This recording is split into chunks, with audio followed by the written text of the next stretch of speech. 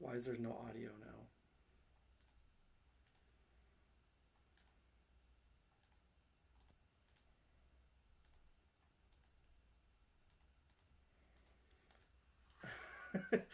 Technical difficulties, guys. Apparently, Yeah. there's no audio. I don't know what's going Yeah, there's a ghost in the machine. on. Okay, I'm so sorry, guys. That was supposed to have some audio to it. So I don't know what's happening. Just give me a second here. Let's see if this works now. Still nothing. Are we having some audio issues today, I think, guys? We're having some audio issues apparently today. So, Thankfully, I don't know what song Boomer chose, so I don't have to sing it. and we're gonna spend all day, Spoonie, trying to figure out the situation here with the audio. Anyways, it's all good. Let's just go. Let's just do it. Here we go. Pretend there's some music, I guess, going on. I mean, it looks good. Thank you. I thought of you, man. Oh, Ah, here's some kind of... yeah. You guys want to join the conversation? Nice. All right. Happy Saturday afternoon, everybody. It's the day after Halloween. All Saints Day? All Souls Day? Yeah. Or as most people in North America like to call it, the day where we get to start celebrating and decorating for Christmas. Like, why? Oh, that's already been going on. Since before Halloween. It's ridiculous. Yeah, I think it was September that I started seeing Christmas. Yeah. So now that Halloween's out of the way, we're going to be going into Valentine's. Yeah, pretty much.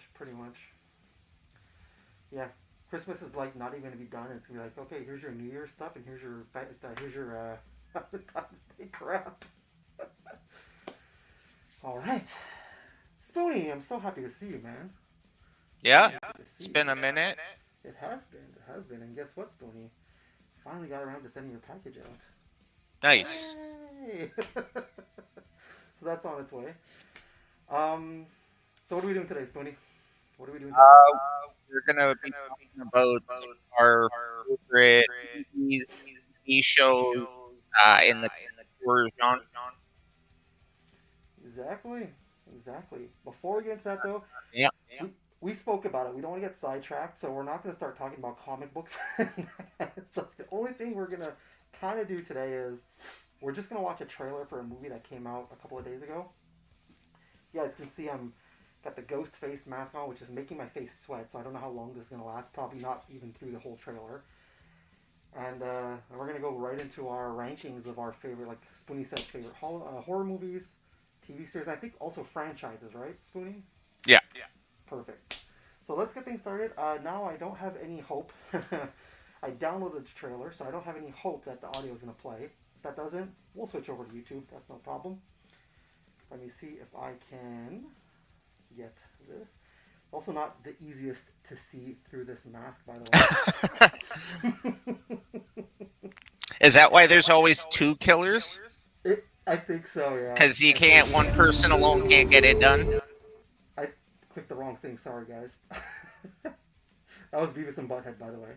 Okay, I was like, because I know MTV did a Scream TV show. Yes, they did, yeah. Okay, well maybe this is going to work then. This is it. Yeah, here we go, guys. Can't believe we're staying at the Psycho Killer B&B. Yeah, drop that volume a little.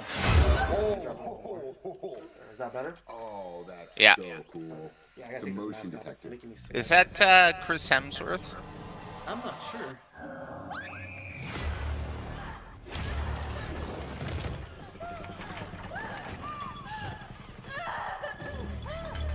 Okay. Oh, shit. Oh, Nev Campbell's back. What? She wasn't in the other ones, was she? I don't think so. I think she just cameoed, maybe. It was Just Courtney cameo. Cox and David Arquette. Yeah. Well, you sure know a lot about me for another asshole hiding behind a voice changer.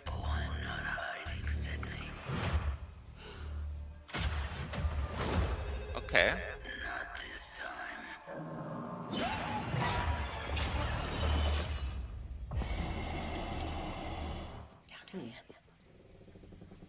They're brave. I couldn't do that, man. I don't like small spaces. No. But, I mean, if this is what you're dealing with. Yeah.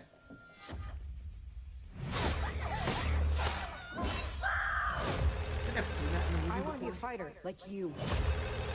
Oh, so okay, so Sydney's gonna be like a big part of this movie now. It looks like she's the main character. But weren't they establishing? Yeah, okay. I thought what's her name there from Wednesday and the other. Yeah, Jenna Ortega. Yeah. Tatum, listen to me. He's trying to find another way. Weren't they like Billy Loomis's daughters or something? I thought they were coming back. Yeah, something like that.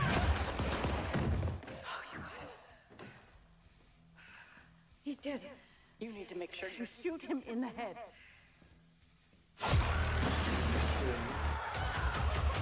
I'm gonna burn it all down. Mother!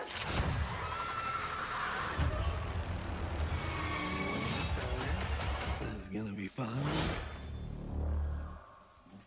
The perfect romantic movie for Valentine's Day, right?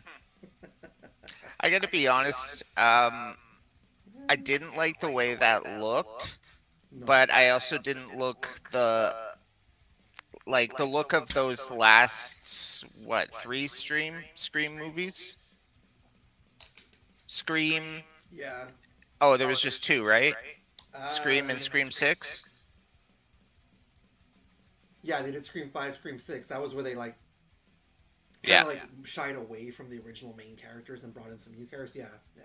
So I Well, don't know if Scream they're 5, coming back. But did you see them Scream 5 and Scream 6? Yeah. I liked Scream 5. I did. I feel like it went back to the roots, to the basics of what Wes Craven was establishing. And then Scream 6 came along, and I was like, okay, at the beginning I was like, this is kind of fun. This is kind of fun.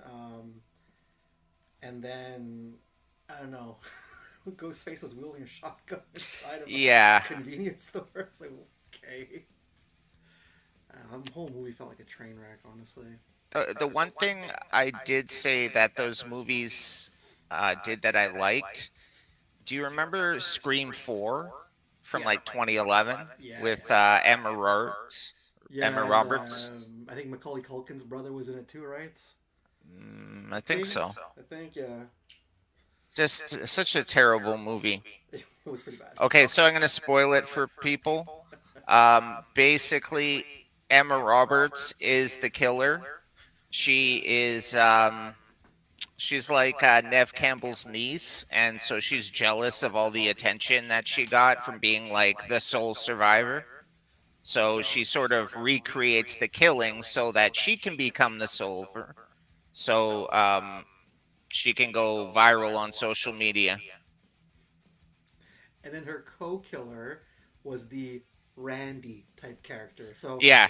I get what they were trying to go. It was unique, a little bit of a different, like, oh, you weren't expecting it. But at the end of the day, you're like, nah, she kind of makes sense. And it's kind of dumb that they were the killers all along. But I like that they brought back, what's her name, Hayden Panettiere? Yeah. That was cool in the Because last she was in the 4th one, Yeah. but a forgettable movie. Forgettable, but I will say what was pretty cool about Scream 7, completely forgettable. It was just towards the end when you were like, they were painting her to be the killer, but it ended up being the other FBI agent. I was like, okay, that's a pretty good twist, but then they reveal why he's the killer. I was like, and now you lost me again. So. I don't know if you can turn down your volume a little. I'm getting a bit of an echo. Oh, give me a second here. Can you hear me now? Yeah. Just I can also hear myself. Oh, let me see if I can.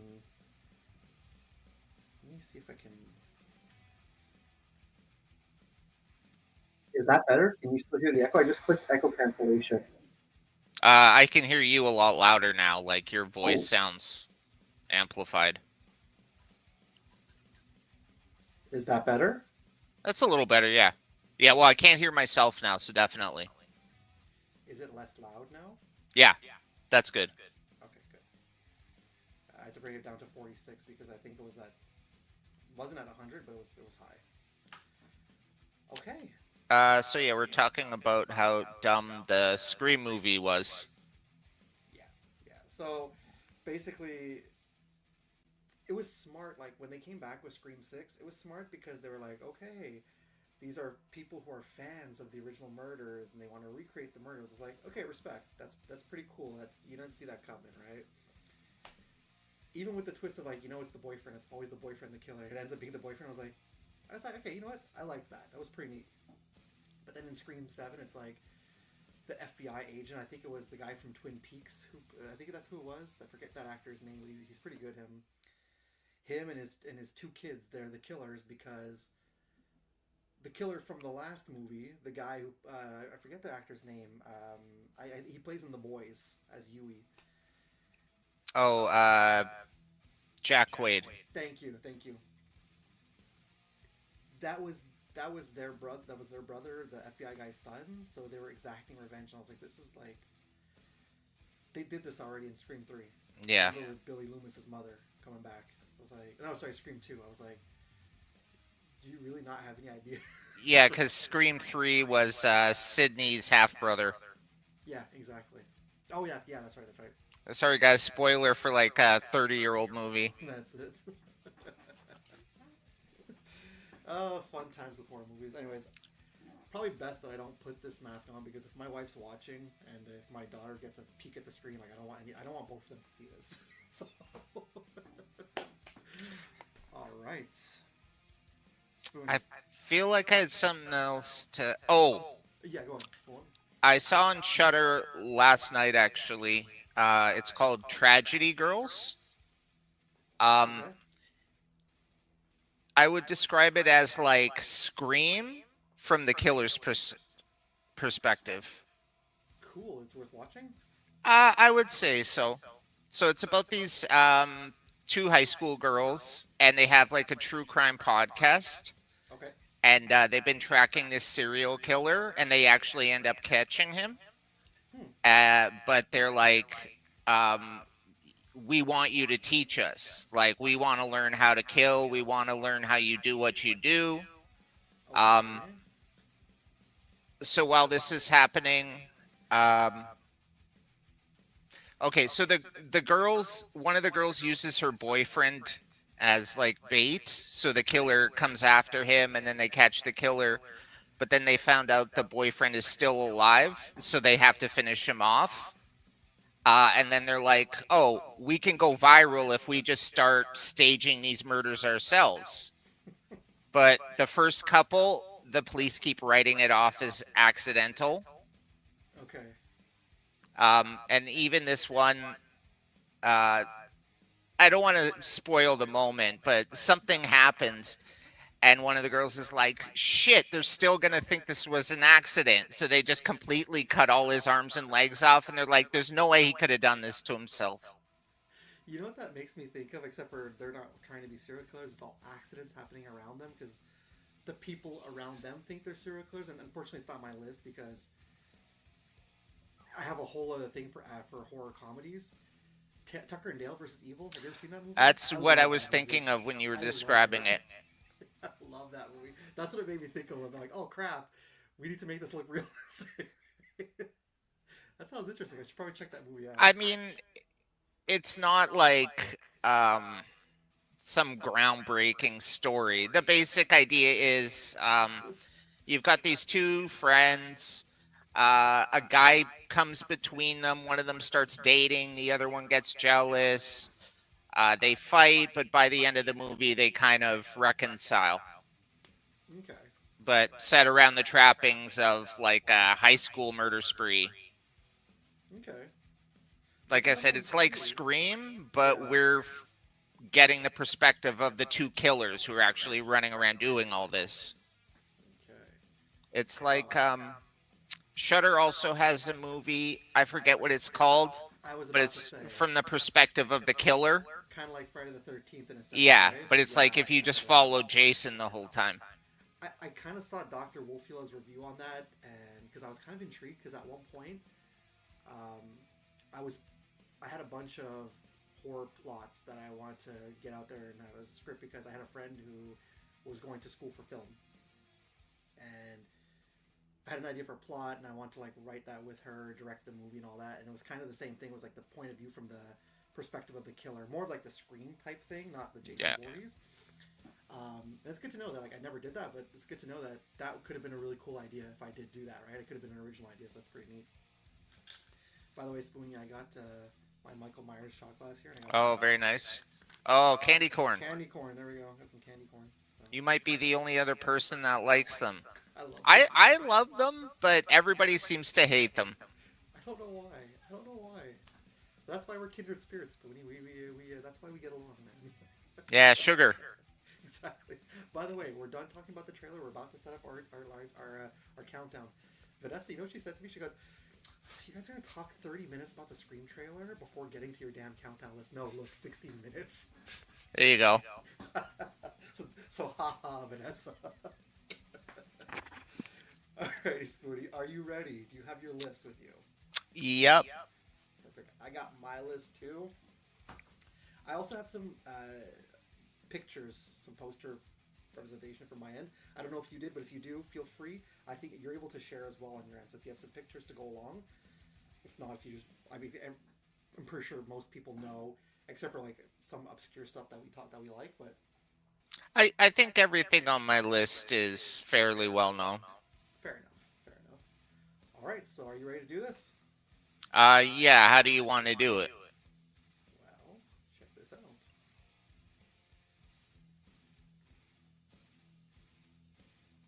I don't know why there's no audio, but let's just set that up. There we go. I put audio in all these things this morning, and then I extract it from my phone, and apparently the audio didn't come with it, so you're hearing me talk over this. There we go. So that's setting it up. No, I don't see anybody watching right now, but you never know. There might be people who watch. People usually watch the VOD after. Yeah. Okay. Your call. I'll let you decide. We have 3 to cover. We have 3 different countdown lists. We have the franchises, the films, and the series. Personally, I don't. Like I said, I'll let you decide. My opinion would be to do the franchises last, right? Because that's franchises in general. But I'll let you decide what you want. What we should go first with. Let's do movies because I found that a lot easier to come up with a list. You know what's crazy? I found the franchises easier for me on my end. The horror movies were a lot more difficult. Yeah, I mean, it can be. Yeah, but at the end of the day, I think I revised my list like 3 times, dude. 3 times over. See, what I've decided was I'm not going to try to do like a ranking 1 through 10. I'm just going to say every movie on my list could be number 1. Okay. So I'm not going to order them. Okay. I did create little, 10, 9, 8, 7. So in that case, if you don't consider like that, just put whatever one you want. Yeah. No. But I mean, I'm just saying there's not a specific order. Depending on the day, what type of mood I'm in, okay. Maybe this movie would be or that one would be number 1 or whatever. Okay. First things first before we do this. Yeah.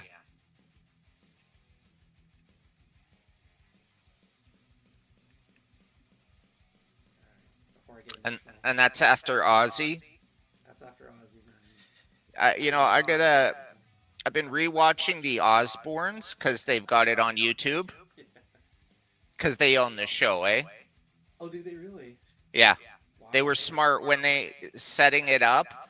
They made sure everybody in the family was listed as an executive and creative producer. That's cool.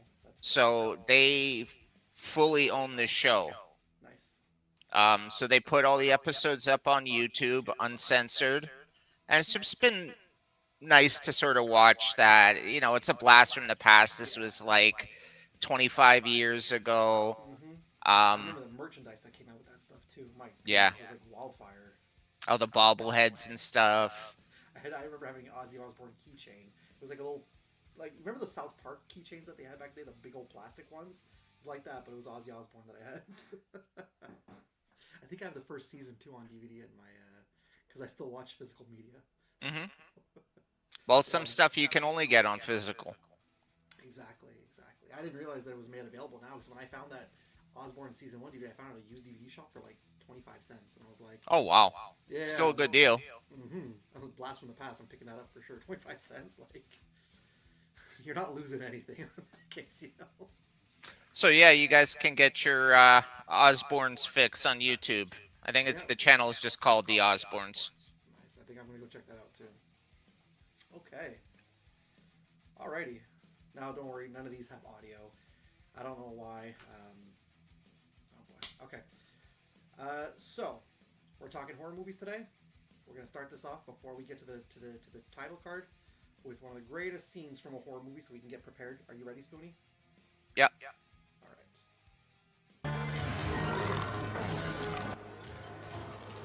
Oh, my God. They're eating her. And then they're going to eat me. Oh my God!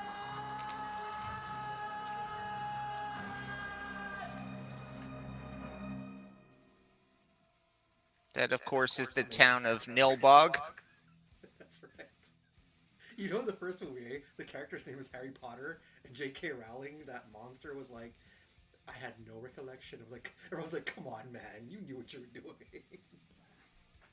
I don't know. It's pretty obscure movies, so there's a good chance she just stole it and nobody would ever find out.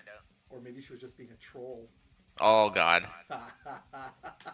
Okay, bad jokes now. Let's get But into it. that one, didn't they turn people of vegetables to eat them? They did, yeah. That's why the blood was green. Yeah. The worst part is that movie looks like a trauma movie, but it's not a trauma movie. I know. Like, you would think it would be, right? Nope. With the little paper mache. Looks like, I feel like Lloyd Kaufman looked at that and was like, yeah, I could do better than that. I appreciate the attempt. Yeah. Alrighty, guys. Here we go. Horror movies. So, let's get our numbering system here. Oh, first things first. I don't know if you did this, but I figured we could probably start with this, if anything, if you're interested, if you have any.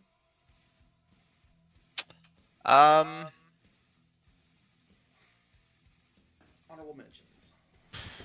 There's so many. Because maybe start with the list. Because maybe something I have on my honorable mention is like one of your top.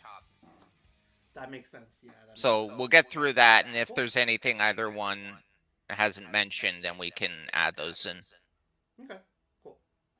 All right, so number 10. Spoonie, you want to go? I'll let you go first, Spoonie. What do you got for us at number 10? Okay, like I said, these are in no particular order. I'm going to start off with the original Alien movie, Ridley Scott, 1979, Very nice.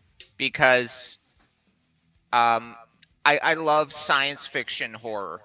It's something you don't see a lot, and a lot of times it's not really well done. Mm-hmm. But when it is, it can be really good.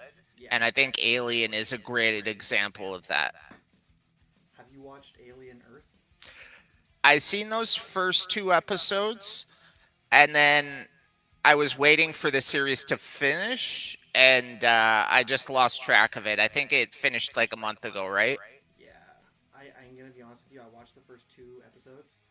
I got to episode 3, and maybe it's just me. I kind of fell asleep on it. I found it... I don't know if you agree with me, but I find it's very... I like slow burn. I love slow burn stuff, right? Because the payoff is usually good at the end, but I don't know what it was with Alien Earth, man. I couldn't get into it. I really couldn't. Well, But I that's just me. know, That's just me. I know it's the showrunner is Noah Fawley. Okay. He's the guy who did the Fargo show, which is Okay. really good if you haven't seen it or recommend it. Okay. Okay. Each season is its own little story, so that you don't have to. You can just pick a random season and watch. Okay.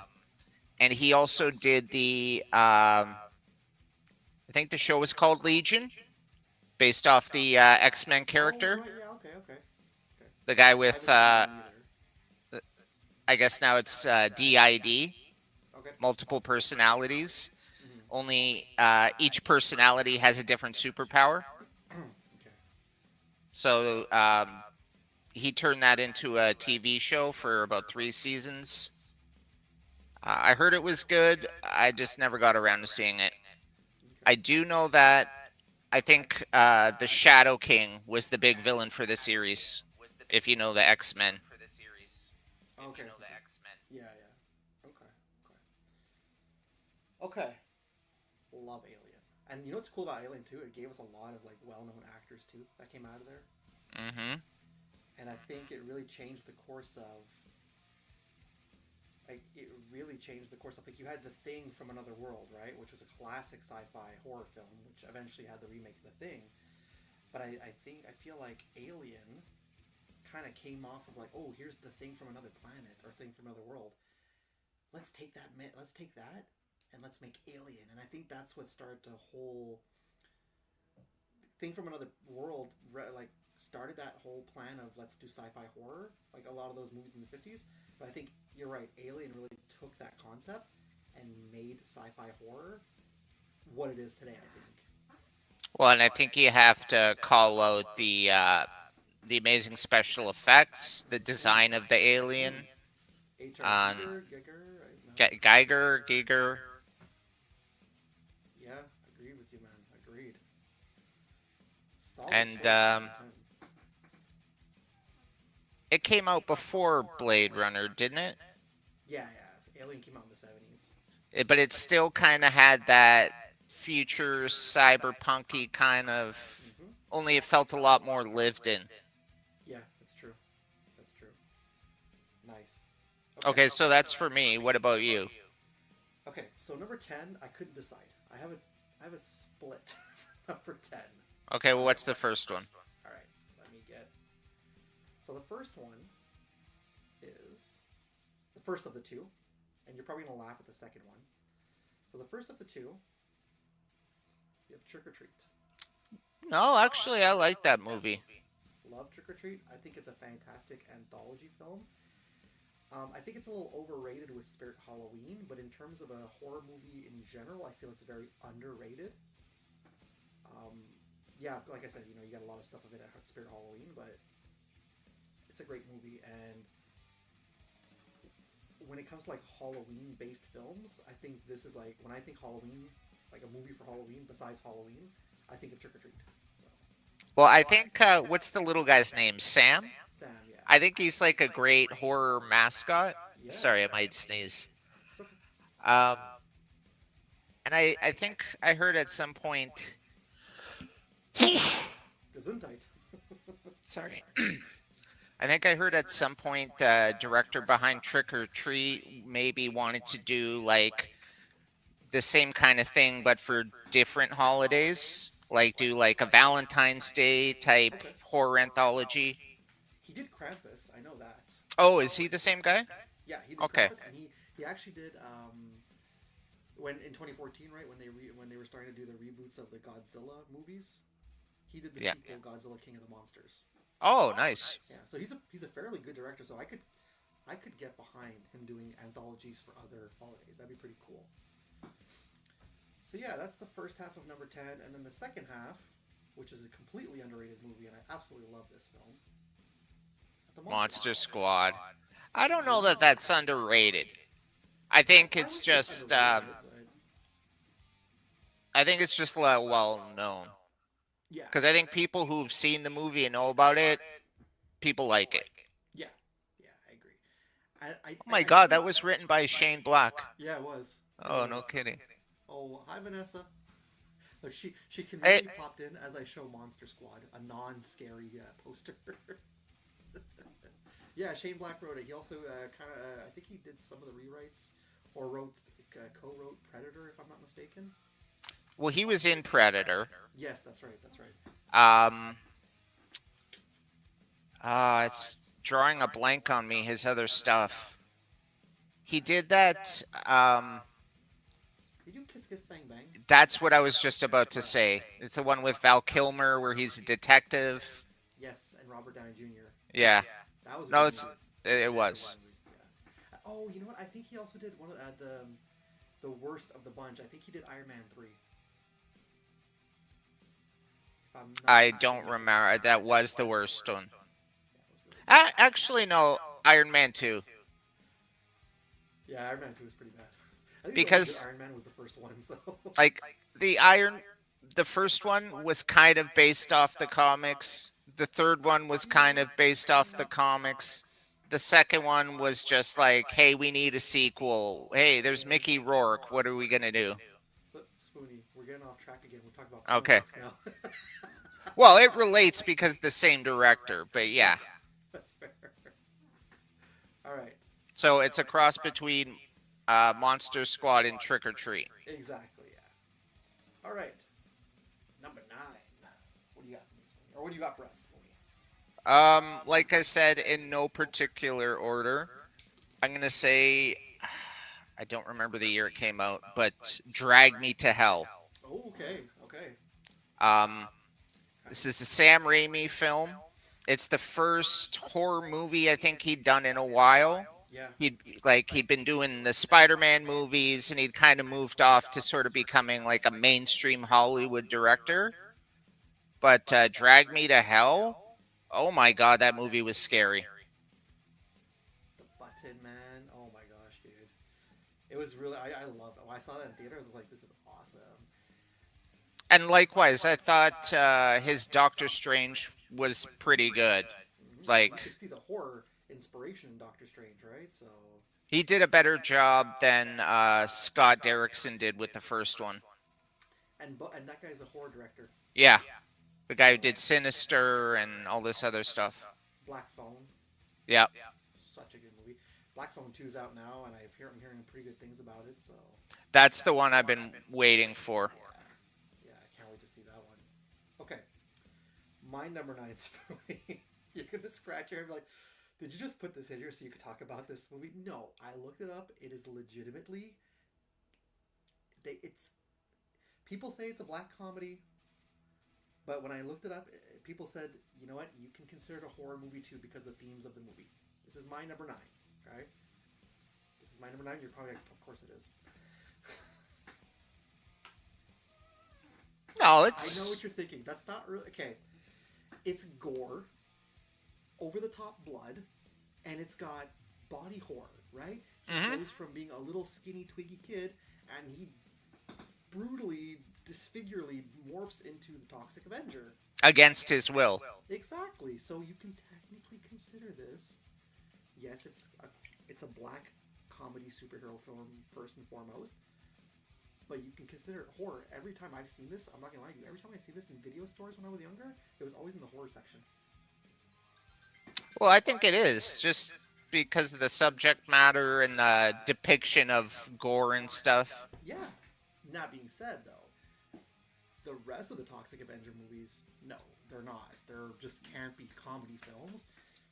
But the first one has the whole horror and gore concept to it. So yeah, that's my number 9.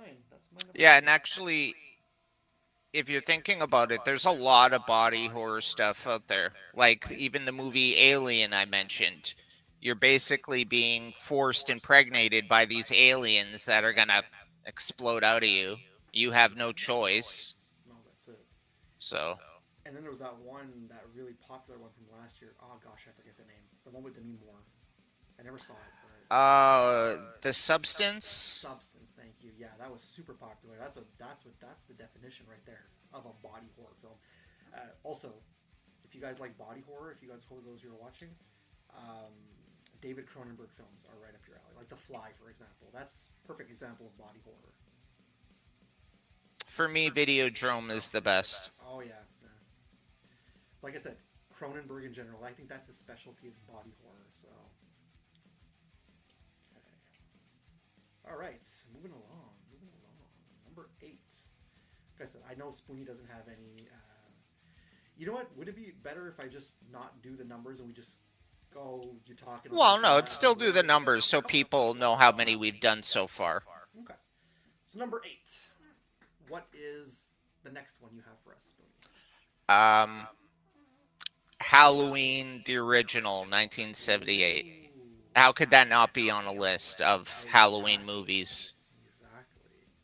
I mean, I know there were kind of slasher movies before that, but that really was like the grandfather of them all. So I'm giving a little spoiler to my Check Swing comic book haul that's coming up this Friday. And Spoonie roasted me for this, but I picked this up at Spirit Halloween. Oh, I just said it looks like it could be a really bad Pennywise.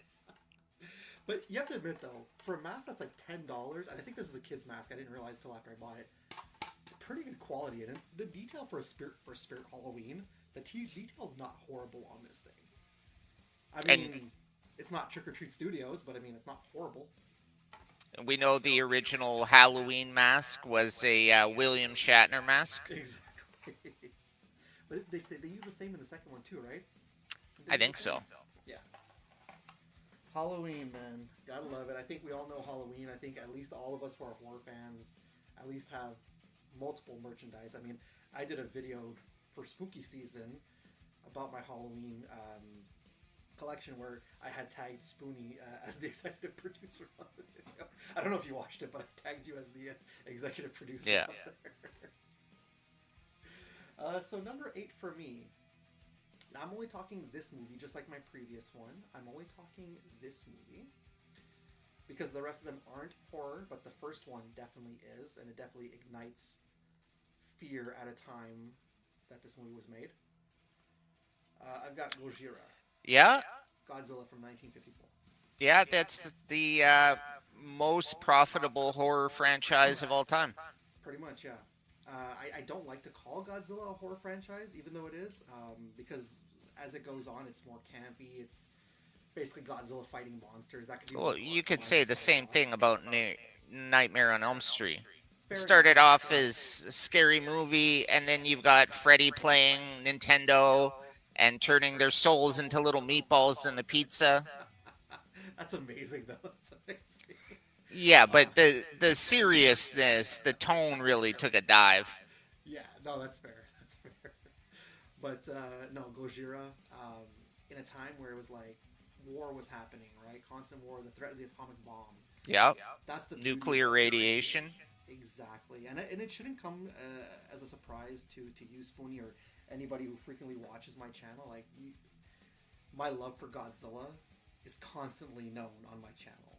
So, I was trying to think like to myself, like, that's why I said I revised this list 3 times, and I ended up with Gojira on here, and I was like, yeah, no, that makes sense. Even I was talking about it with Vanessa, and she was like, yeah, no, Gojira is definitely horror, definitely. It's got those elements to it, so yeah. And if nobody's ever seen Gojira from 1954, I know that foreign film is not everybody's thing. And there's a lot of foreign Japanese horror movies that I love. It's just that only with 10, right? Like, I can only play with so much. Like, we've got Audition, we've got Ishi the Killer, we've got Tale of Two Sisters, we've even got the Korean film The Host, which is kind of like, but it's like, what do I put on the list? And I ended up going with Gojira because I think that takes the cake the most as a great example of not just like horror, but also international horror as well. You know. Mm-hmm. That's a good one. Yeah. So that's my number 8. All right. This is fun. I like that we're doing this. This is really fun. This is a good idea. We did I don't know if anybody knows. Spoonie and I, we put up a poll to see what people want to see. Somebody said praise our Lord and Savior Jesus Christ, which yes, praise our Lord and Savior, right? But most of you guys wanted this, so we're so happy to do this. It's a lot of fun. Okay, number 7. Okay, well, for me, we were just talking about the franchise earlier. Scream, the original from '96, because even though Wes Craven kind of did the same thing like 2 years earlier with A New Nightmare, Yeah. the last Nightmare on Elm Street movie, where it was like it was very meta. It was a movie about making a movie about Nightmare on Elm Street and how the power of our belief in the real world is making this fake stuff come to life or whatever. Wait, so just to clarify, sorry, I don't mean to cut you off. I really apologize for that. But are you saying it's the Nightmare on Elm Street, or are you saying Wes Craven's New Nightmare that you're putting it in this category? Right now? I'm saying Scream. Oh, sorry, Scream. Sorry, my bad. I'm Okay, just yes. comparing it to that Okay, because sorry. I don't know like why I thought I thought it was Scream Nightmare. for all the postmodern stuff. Yeah. This is a movie where people are aware of horror movies. They know all the tropes. They know don't go up the stairs. They know, you know, the caller's in the house or something, right? So it was an interest. We hadn't really seen that before. Wes Craven tried to do it with A New Nightmare, but Scream pulled it off a lot better. Yeah, I agree with you. I agree. And okay, I'm gonna get a little spoiler. Scream is not on my list of favorite horror movies, but maybe we'll stick around and see the franchises and see if the Scream gets there. Because sometimes, I'll be honest with you, sometimes you think about a horror movie, and I think it's absolutely 100% valid for you to have it on the list, definitely. But sometimes when you think of one movie, you think the whole movies, right? So Yeah. That's for me the reason why it's not on my list. So that's a little spoiler, even though I'm wearing the Ghostface shirt today. But solid, yes. I agree with Well, you. I guess I chose it largely because of, like I said, it was the whole meta-ness of it all. Yeah. You see that a lot now in movies and shows where people are like self-aware of common tropes of whatever the situation is. Yeah. Like, okay, guys, don't you know in a horror movie you never go upstairs? I also love the fact that, it's weird to say, but I love the fact that they took the Scooby-Doo concept too. Who's the killer behind them? Who's the person behind them? Right. You know? Before that, you were like, okay, we know who Jason is, we knew who Michael is, we knew who Freddy is. But it really took the Scooby-Doo concept, but made it into that horror theme. And I love that too. So yeah, solid choice, movie. Solid choice. Of course, Scream. And we looked at the trailer today, which, yeah, I don't know about that. All right. Number 7 for me. It's a fucking classic. Oh my god. Fucking classic, man. And the best part is that Stephen King hates this movie. Yeah. Did you see the one he did? Yes. Not good. But the thing is, it's more towards the book, but that doesn't make it better. You know what I mean? That's why okay, I never read the book. But as I understood Doctor Sleep, the movie, what do they call it? It sort of reconciled some of the differences between the Kubrick movie and the book. Okay. And Doctor Sleep was also directed by, as we were talking about before, somebody we really like, Mike Flanagan. Yep. I will say, since we're talking about this is also on my list. Nice. Okay. Cool. So then, you know what? Let's move on to the next one, because I think I will say this though, of all of the Stephen King movies, to me at least, this is the best adaptation of a King novel. That's my personal opinion. Yeah, you know, aside from this one, I think most of the Stephen King adaptations I've enjoyed have been like TV miniseries. I mean, I liked It from 2017. The first Yeah. movie. Yeah.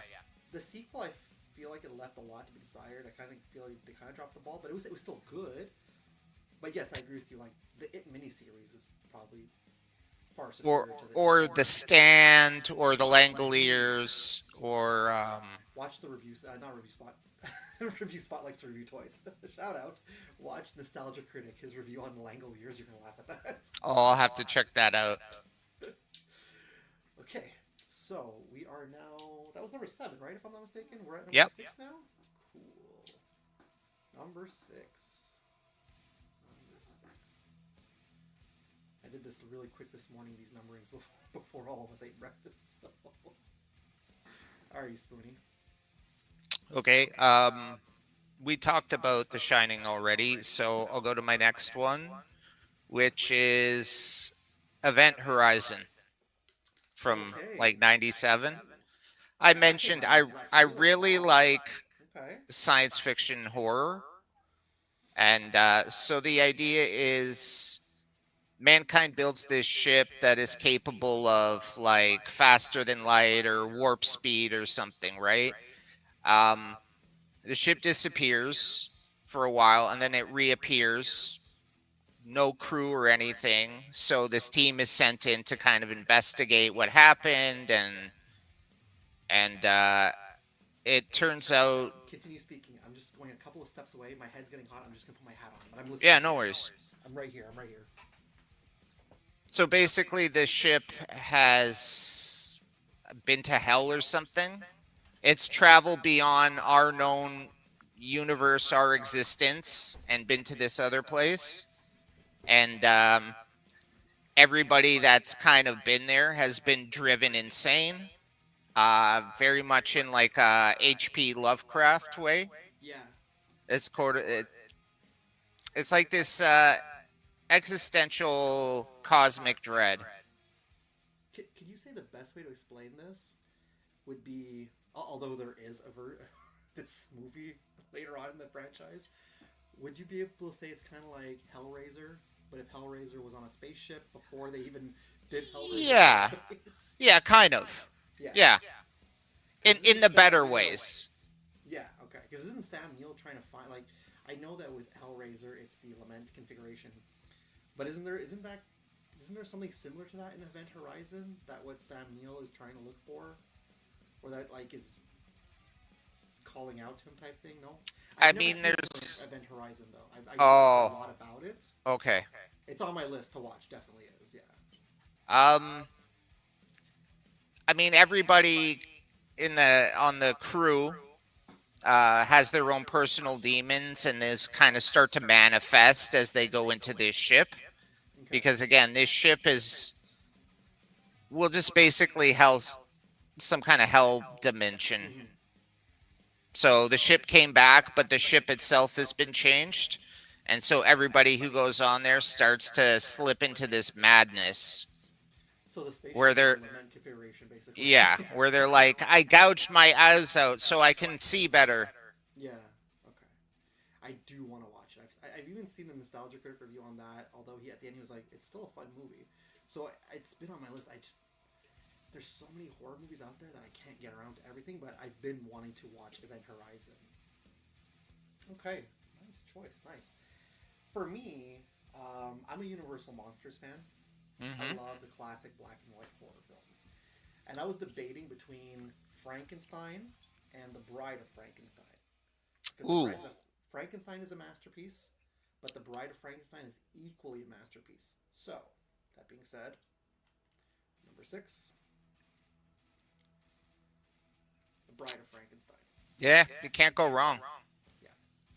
I ended up going with this one because I love how they touch more, they continue the story of the monster and the whole interaction with Dr. Pretorius. At the end of the first movie, okay, it's sad, but I like at the end of this movie, it's like you're basically saying that the monster is not a monster. Man is really truly the monster, and that's what I love about The Bride of Frankenstein. And the bride is only in it for like not even 5 minutes, but it's the premise of the movie. It's such a fantastic movie, and I know like a lot of people, yeah, there's some people in our age range, and and obviously people younger who don't like the classic black and white movies, but if you take the time to watch some of these old monster films, my gosh, I've got a book from Rue Morgue, Monsters, Movie Monsters Definitive Edition. This is an awesome compendium if you're interested in looking at like knowing, and it's got like stuff like Michael Myers and Alien is all in there. But if people want to know more about those black and white horror films, it's all covered in there. So yeah, Bride of Frankenstein. That's my number 6. Okay. Trying to keep track. Here we go. Number 5. We're halfway through. Good, we're halfway through. right, Spoonie, what have you got? Okay, so you will also see this on my favorite franchise list, Okay. Hell House LLC. I was waiting. I was waiting for this. I really like the series. I don't know what it is. You know what? You've talked about it so much that as much as I want to watch Event Horizon and certain films I haven't seen, I kind of like just want to set a day because I can't watch movies, these kind of movies in front of my daughter. Yeah. So I just want to set a day where I'm working and I don't have nothing going on at work and just start watching the Hell House LLC films because you've talked about it so much that I'm like, these sound so good. Well, I think they work really well now because we live in this age of social media. Yeah. So we're used to seeing clips taken from somebody's smartphone, taken from security camera outside a bar or whatever. Yeah. So the way they compile it, it really does feel like a real documentary because they're like sourcing all these different like clips and stuff like that, and they've got like interviews with the people in the town and historians and stuff. So the fifth one I actually watched last night. It finally came out on Shudder. Nice. Okay. They dropped it on the 30th. Oh, okay. Okay. Come on, man. Put it out at the beginning of the month. Kind of like what they did with VHS Halloween. Yeah. Have you seen that one? Mm-hmm. Oh, no. Halloween? No, not yet. That's the recent one. Yeah. I feel like VHS might make an appearance somewhere on the list at some point. But yeah, I definitely want to check that out. Nice. Okay. Yeah, so most of them... Okay, the first three movies are all like what they call found footage, like Blair Witch Project type stuff, where it's cobbled together from different video sources and can't, like I was saying. So the first three movies all kind of follow that sort of visual format. Okay. The fourth movie was actually supposed to be kind of a spin-off, Oh yeah. but then they folded it into... It was supposed to be its own thing, but now it's the fourth movie. Okay. It looked a little bit different because the premise there was a team of people making a documentary. Okay. So it was more like in real time versus you're seeing, oh, there was a horrible tragedy and here's the footage we've got. And then the last one, the one that just came out, it shot more like a traditional film. Okay. Okay. I will say the movie was really good in some ways, and I need to watch it again because I have no idea what the hell happened at the end. And it's frustrating because this is supposed to be the final film. Oh, okay. And it ends with like what the they can't Your inner AVGN. No, I'm just trying to say, like, I'm at a loss for words for what I don't even know what happened. Yeah, I don't like when horror movies have that, like, what the fuck did just... It's like that movie that everybody likes to roast, The Last Exorcism. I like that one. I've heard, yeah, I heard a lot of people like it. I hear a lot of people didn't like it, but one thing is synonymous is that people said that the ending left a lot more to be desired. Like, follow this on the website to find out more what happened. Like, it just stops the movie. You know what I mean? It's like, oh, that sucks. Yeah. Nice. Okay. My number 5. Now, we were talking just before about Event Horizon, right? Well, it's not Event Horizon because I mentioned I've never seen that. But my number 5 is Hellraiser. Awesome one. Now, have you read the short story? No, I have not read The Hellbound Heart, but I definitely want to read that. Nor have I. Clive Barker is... I don't know what it is with Clive Barker, man. Every time he weaves his stories, they're just awesome. And I feel like this is one of those weird things, like, tell this to people, and they're like, you got a weird mind. But then when they think about it, they're like, okay, I'm going to talk about horror fans. It's a beautiful story. Hellraiser is a beautiful story. when you think about it. It's a love story. Hmm. It's just all around. It's a masterpiece in horror. And Clive Barker didn't trust the studio to bring his vision to life, so he did it himself. Yeah. Holy shit! What a feat for his first film. But I think when you see some of the sequels, you could maybe understand why he was worried about handing the reins over to somebody else. The only good sequel was Hellbound, Hellraiser 2 with Yeah. was it Dr. Chenard who becomes the Cenobite at the end? Spoilers who have not seen them. But here, yeah. that also kind of ruins the rest of the franchise because they tell you what the Cenobites are. Yeah. Any kind of mystery about who are they, where are they from, why are they doing this? It's like, oh, it's all explained. But that's why in the third movie, they're like, oh, let's just tell you how Pinhead became Pinhead. He was a war general who found it. And then no, I was like, you just ruined the mystery of the leader of the Cenobites, you know? Yeah. And he didn't even have a name until I think the second or third film. Like I think at first it was just, I think they just called him the priest or like the demon priest or something like that. So it wasn't Pinhead yet. So yeah, I love Hellraiser. It's such a great movie. And I don't own it. This is the one I think actually out of my whole entire list, that's the only film that I don't own. Oh no, I don't have Monster Squad or Toxic Avenger, but now they've released it on Arrow, and it's like some of those re-releases from Arrow and Shout and Scream Factory are super expensive, I find. So. Yeah, it's ridiculous. But there's always streaming. So that was number 5. Number 4. Right, there we go. Number 4. I was ahead of myself. Number 4. Okay, well, since we were talking about Mike Flanagan a moment ago, I'm going to say Ouija, Origin of Evil, is so much better than any movie based off of a toy is allowed to be. Better than Transformers? Please, like, come on, man. Well, I mean, for an over-the-top, big-budget summer action movie, Transformers nailed it.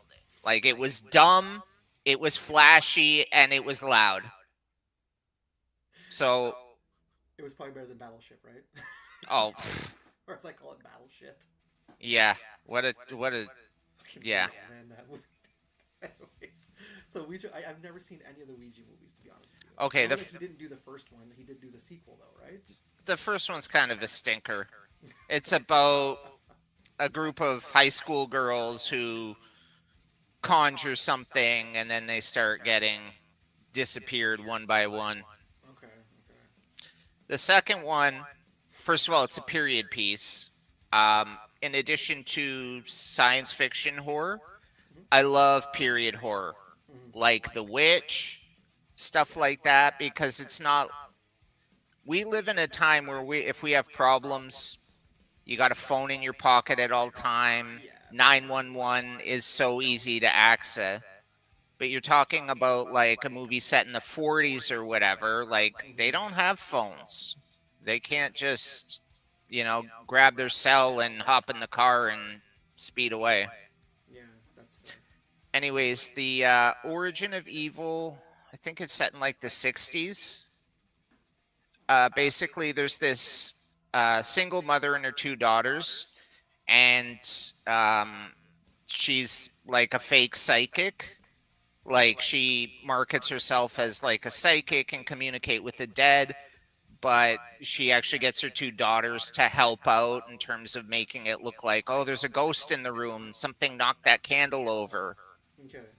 And then she finds this Ouija board and says, like, hey, maybe we can incorporate this into our act. And they summon something, and it gets bad from there. Nice. I've heard nothing but good things about Ouija, but here's my question to you. As somebody who's never seen either film, do I need to watch the first movie to watch this one? No. No? Okay.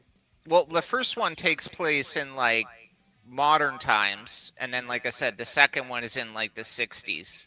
Okay.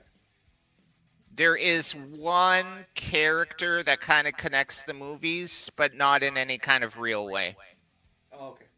So then, just look at Ouija 2 as its own movie, basically. Yeah. Okay. Yeah, don't bother with the first one. That's a stinker, like you said. So number 4 for me, we were talking about from the perspective of the killer before. So number 4 for me, I think this is a heavily underrated movie. Is this heavily inspired by Halloween, Friday the 13th? Oh, 100%. Is this the film that kind of inspired me for my idea for the perspective of the killer? Yes, of course. Behind the Mask, The Rise of Leslie Vernon. Wow, I can't speak. Behind the Mask, The Rise of Speak Like Scooby-Doo, apparently. This movie here, if you've never seen it, I'm not going to spoil anything. Especially those watching at home. Watch this movie, okay? It is a slasher film, but it's not your ordinary slasher film. I think, like, the first more than half of the movie is a documentary-style film following the everyday life of the serial killer Leslie Vernon on what he plans to do and everything. And then the last, I'd say, not half, less than half of the movie becomes a slasher film. It's so good. When I first saw this movie, we have an annual festival here in Montreal called Fantasia Film Festival, and I wanted to go see it in theaters, but I never got a chance to. So when it came out on DVD, I rented it back when we were able to rent DVDs, and it blew my fucking mind, dude. It's such a good film. Such a good film. And it's one of those things that people are like, they take Leslie Vernon and Hatchet, and everyone's like, let's see a modern day Freddy versus Jason of Leslie Vernon versus Hatchet. I'm like, no, let's not even bring Hatchet into the conversation. That was a good premise for the first film, but the rest of the movies just fucked it all. So, Leslie Vernon, such an underrated but fantastic film. Yeah, and I mean that artwork, that's like quintessential 80s horror cover art. Oh yeah. Where you got the killer big and then the people running and I love those. That's when I was a kid, seeing those VHS covers. That's like, I never watched horror movies as a kid, but I think that's one of the things that intrigued me about those covers was the way it looked. no, the same. It was like you're a kid and you're looking at all these covers and posters and it's just insane. And then you get older and watch a lot of them and They're awful. the cover art was the scariest thing. All right. Next up, number 3. Okay, again, these are no order. Yeah. The original Nightmare on Elm Street. Very nice. Very nice. I mean, the fact that it built New Line Studios, Yeah. who ended up putting out the Lord of the Rings movies. So, if for nothing else, that's significant. Isn't New Line now owned by Warner Brothers on top of it? Yeah, for a while now. Mm-hmm. So Yeah, they made money, and it's a good merger, at least. So, Nightmare on Elm Street, I think it's a great idea. Yeah. The idea that this killer gets you in your sleep. Mm-hmm. So you're not, like, safe. You see in all the movies people slamming Coca-Cola, taking, like, trucker pills to stay awake. And some of the visuals in that first movie were just crazy. Oh, yeah. The part Ahead of its time, I think. where she's sleeping and Freddy's coming through the ceiling above her. Yeah. The part where she's in the bath and the hand comes up. The part where she's sort of like sleeping in class and she sees her dead friend wrapped in a shower curtain just being dragged by something down the hallway. Yes. As cheesy as it looks, the part where Freddy's walking down the alley and his arms stretch out and you can see the strings holding his arms.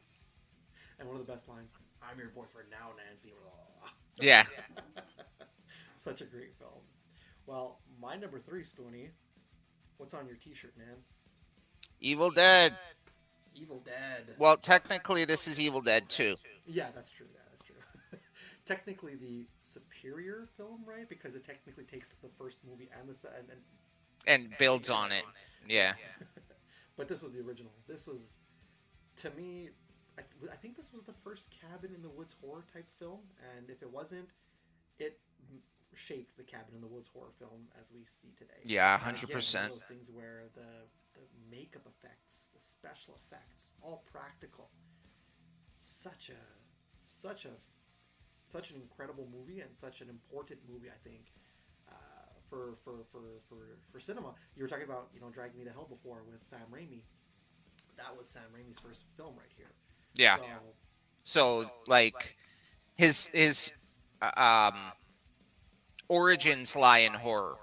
Yeah. He's capable of going out and doing big budget family Spider-Man movies, but it's cool to see he still has those horror instincts. And as we said, even in the Doctor Strange movie, there was a lot of that coming through. When I found out it was Sam Raimi, I was like, oh, 100%, I can see his influences. Yeah, exactly. Nice. Okay. I think so. We still have our 2 and 1. I feel like with the TV shows, we should just a little bit rapid fire that, and then we can go and talk about the franchises. I know every time we do our streams, we always end up going like 3 hours long. I think we want to avoid doing that today. So we'll rapid fire through the TV shows, and if you don't want to go through the honorable mentions either, like we don't have to. That's not a problem. Well, let's do the last 2. Yeah. Did you do your number 3? Yes, that was just now Evil Dead. Oh, yeah. So here we are now with number 2. Well, and Evil Dead is actually a horror movie. Evil Dead 2, I'm going to be honest, it does border on comedic at times. Especially when Ash's hand is possessed and trying to kill him with the plates and stuff. Yeah. I mean, good physical comedy. But I'm not really sure how else you could play that, right? Like, with your hand possessed and trying to kill you. I think it's just going to look silly no matter. Evil Dead 2, though, is so iconic that even the reboot episode where they go into the game and it's Evil Dead inspired, that's more Evil Dead 2 that they took reference to. I don't know if you've ever seen that episode, but it's been a long time. I just watched it recently for Halloween. Vanessa and I were like, this is awesome. Nice. All right, number 2. Hold on. Corn break, man. Candy corn break for me. What have we got here? The Strangers. Okay. I don't know if you saw this movie with Liv Tyler. Long time ago, yeah. It's been a long time. That was a good movie. It's just about a couple who are at home, and these people break in and try to kill them. Yeah. That's it. At some point, they get in, and Liv Tyler's screaming, and she's like, "Why are you doing this to us?" Because you were home. That's a great line, though. That's a great line. And I remember this movie when I first started watching It's Always Sunny in Philadelphia. Like a couple of years after it started, I was like, oh, wait, cool. Dennis from It's Always Sunny is in this movie. Yeah, for like 5 seconds, and then he gets shot in the face. Exactly. Nice choice. Well, Just because it feels real. Yeah, no, that's fair. That's fair. Like the odds of some murder cult choosing you and trying to kill them, but... Well, it's kind of like the Manson family. Okay, them it wasn't like you're home, there was a targeted attack, but it's kind of like that concept, right? Well, you know about Richard Ramirez, the Night Stalker? Yeah. That guy said that he felt those people wanted him to kill them because they didn't lock their doors or windows. If they didn't want him to come in and kill them, they would have locked their doors. That was his excuse, or his reasoning, I should say. That guy? There's crazy people everywhere, right? And anyways, the Strangers felt like a little too real. Like, it felt like something that could... And like we said, that line of, why are you doing this? Because you were home. Like, we wanted to kill somebody, and you were here. Yep. Well, see, that's what my number 1, which we'll see in just a couple of moments, that's how I feel about my number 1 also. So, number 2 for me, you mentioned it much earlier on in the list. You can't have a whole horror list without this. Yeah. Halloween. I think this is probably the greatest slasher film ever made. It's like, what, almost 50 years old, this movie? And the fact that we're still talking about this movie? Well, I mean, the sound on it, amazing. The music, I mean, it helps the fact that the star of the movie is still alive and basically still making Halloween movies. Yeah, and beloved by people too at this point, you know. Like, so yeah, you don't need to talk about Halloween. We all know what it is at this point. We love it. And if you haven't seen it, you should. Yeah. If you're looking, honestly, I call it a gateway into horror. Also, Halloween. So, okay, that brings us to our number one for our horror movies.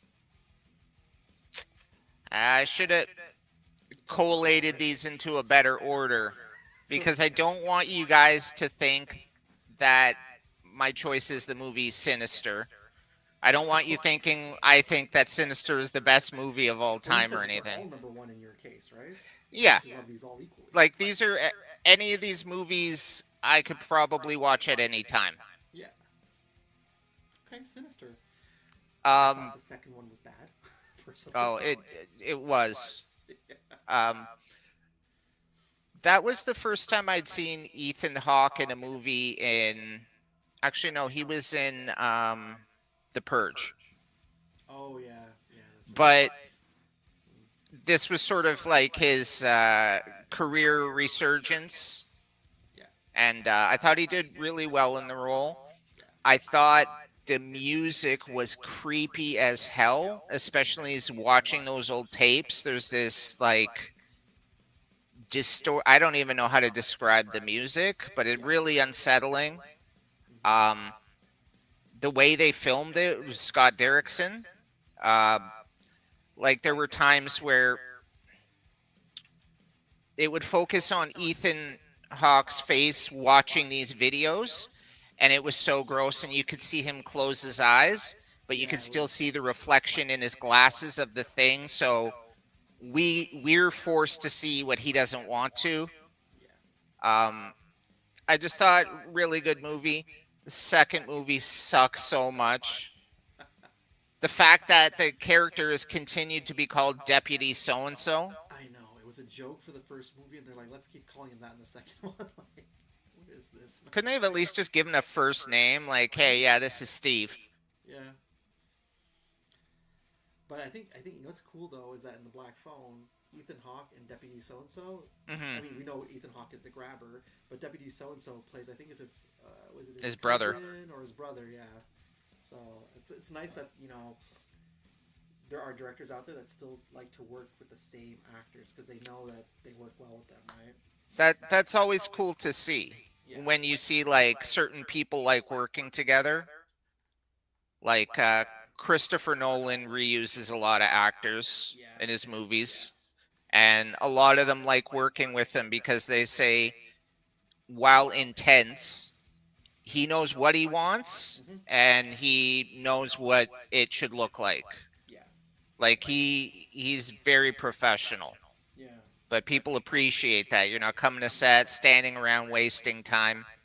It's like, look, if you don't need to be here, leave. Yeah. Let's see him, Christopher Nolan, make an actual horror movie. Let's see that. That could be cool. You know, I think it could turn out well. I mean, I'm thinking of that first Batman movie he did with Scarecrow and stuff. Yeah. There were some darker elements in there. Oh, he also did that movie there, Insomnia, which was... Yes, with Robin Williams. So, yeah. Robin Williams is the killer. He could do it, man. Yeah, I forgot that was him. Yeah. All right. Number one for me. Oh, yeah. I consider this the greatest horror movie ever made. We are now 50 years of this movie as of this year, dude. If you had to list, like, top most influential or whatever, 100%, this should be in there. Top 3 or something. You know what the crazy thing is, Spoonie? I only watched the original Texas Chainsaw Massacre. Now I'm aging myself, okay? 2003, when the remake was coming out in theaters, I was super excited to watch that movie, okay? Because I was like, yeah, I love horror movies. I'd never seen the original Texas Chainsaw Massacre. And on we used to have a station in Canada. You remember the Scream TV Mm-hmm. station? It was called Scream or something like that. The weekend that Texas Chainsaw came out in theaters, or the weekend before, they were playing the original movie, and I was like, okay. I think I was babysitting or something like that, and the kid was in bed. I was like, I'm gonna watch this, and I ended up sticking in my mind. It stuck in my mind, dude. And as something I was watching because I was excited for the remake to come out. I was like, fuck the remake. This is so good. Mm-hmm. And yeah, this is like definitely not something I can show my kid. Definitely not something that I can show Vanessa. But anybody who's anybody in horror, because I can tell you with your reaction, everybody loves this movie. Basically, everything Rob Zombie has ever done has kind of been inspired by this. Other things too, Yeah. but Halloween 2007, that was his take on the Texas Chainsaw Massacre. we'll look at House of a Thousand Corpses. Yep, exactly. Very much like this crazy family and differences, but I felt a similar type of vibe. The fact that he always wanted to do the Texas Chainsaw Massacre and the Munsters, and he never got the keys to the Texas Chainsaw Massacre, but he did everything else with his movies to make it similar to that. Wasn't it about these horror movies where there's constant legal disputes over who owns what? I don't know, man. Because it's like, so I think Sean S. Cunningham owns the rights to Friday the 13th, yeah, but he doesn't own the rights to Jason Voorhees. which is weird. It's really weird. Same thing with like Texas Chainsaw Massacre and Leatherhead. Yeah. Well, look at Halloween though. It's like I everywhere you go, every Halloween season, you always see merchandise for Halloween 2. Yeah. So what? Yeah, like on the new Fanta drinks. Why are they doing Halloween too? Right? Like, is there like a licensing thing that's going on, or it's like we can't get Halloween, so let's just do Halloween 2? Like, because even the mask there, you saw it's Halloween 2 with, when she pokes the needles in his eyes, right? Yeah. Blood tears. So I don't get that. Anyways, but yeah, guys, that is our list for our favorite horror movies. Don't go anywhere, because next up we're going to talk about our favorite horror series, which we're going to probably rapid fire. We won't take as much time in depth like we were doing with the... Yeah, we'll just list off a couple of things here. Exactly. They're all probably pretty well known. Yeah. So, here we go with that. Did you want to talk about your honorable mentions for the horror movies, or... Maybe towards the end we can just do honorable mention everything in general, whether it's a show or movie or... Yeah. No, that definitely sounds good to me. All right, so let's take a look quickly. I gotta get my paper here. Got my list. I'm not gonna use visual representation for this. So, do you want me to start this time? Do you want to start this time? You go ahead. Cool. Okay. So you know what? I'm just gonna read my whole list in general. How's that sound? Yep. Okay. So, I'll do the honorable mentions too, because whatever, I feel like movies and that's another thing. So in terms of honorable mentions, and no, don't laugh at this first one. Todd McFarlane's Spawn, I find it's creepy and spooky enough that it has that horror genre as a cartoon. Courage the Cowardly Dog. The Munsters. The Rob Zombie one. Well, no, the TV show, The Munster, from the 60s. Oh, right. Yeah. Beetlejuice, the cartoon. Buffy the Vampire Slayer, but I'm talking about Buffy before she goes to college. That was always fun. And my final honorable mention... I agree. Yeah. This one's probably on your list, on your core list, but on my honorable mentions, Channel Zero. I started watching that in lockdown, and oh boy, it kept me occupied while we were in lockdown. I binged the whole series. Okay, here's my core list. Okay, there's a little spoiler if you want to see. Here's my core list. So, number 10, What We Do in the Shadows, which just ended this year. I know it's more of a comedy, but it's all the elements, right? They're vampires, but they also interact with different kinds of monsters. So that's kind of cool. I like the premise of that show. But at the same time, I feel like that is kind of realistic. Yeah. Like, Exactly.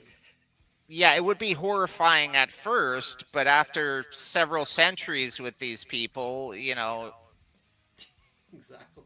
all the theatrics and stuff. You're probably like, And honestly, they're such great characters. I quote this to Vanessa all the time because she doesn't get the reference. If you did watch What We Do in the Shandos, Nandor, fucking guy. What's the guy's name? Is it like Matt Berry? Jackie God, Daytona, real human bartender. I love that guy so much. Matt Berry is awesome. Number 9, The Real Ghostbusters. Yeah, You can't deny that that's a horror-based TV show, right? absolutely. And you know why it's the real Ghostbuster, right? Because of Filmation's Ghostbusters, yeah. Yeah, it was about what, 3 guys and a gorilla? Yeah. It was based on, like, that was actually a show from the 70s. And when they made the Ghostbusters movie, I think they knew about that, but they weren't trying to rip them off at all. No, So and they're TV series. Sorry, go ahead, yeah. well, and there was going to be no at the time audiences were smarter. They would look at a cartoon and they would look at a live action movie and say, these aren't related. I'm not going to confuse them. But Filmation thought it would be smart to do the Ghostbusters cartoon to cash in, and because of everything Ghostbusters was doing, that's why The real Ghostbuster. that's Sony, right? It was Sony, I think, who owned it, or Columbia TriStar. Yeah, This is who's the now owned by real Sony. Ghostbusters. Yeah, that's it. That's number 9. Number 8, I have the TV show Creep Show, which apparently just out of nowhere ended this year without no new seasons. Like, that's it, we're done, guys. Yeah. I love anthology, so Creep Show. Number 7, Scooby-Doo Mystery Incorporated. It's Which one is? That's the one from 2010. That's the one with Professor Okay. Hercules. Yeah, Okay. that's the more like horror-based show. It's so good. We've spoken about this many times too. Goosebumps from the 90s. It's campy. It's ridiculous. Number 5, I don't know if this is on your list, but I personally feel like Are You Afraid of the Dark had creepier episodes than Goosebumps. Number 5, Are You Afraid of the Dark? You're on to something, Spoonie. Yes, I agree. That's why it's above Goosebumps. No, I think one of the first episodes I saw, this kid went to an amusement park and stole the nose off a clown, and the clown was like chasing him back. Well, somebody's saying can't hear the guy on the left. You? Me? Me? Me? Yeah, Can you hear me, Spoonie? I can. That's interesting. So have I been talking this whole time and nobody can hear me? I mean, it says everyone can see and hear you. I can see and hear you. Can you hear me now, or is it no more? No, I still hear you. That's interesting.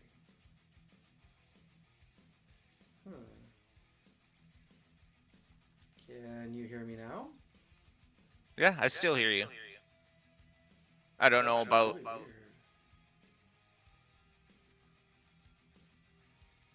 Can you hear me? Like, I don't know if it's...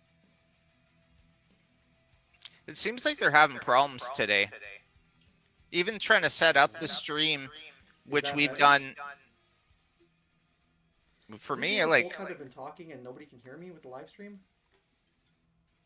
Who the hell knows?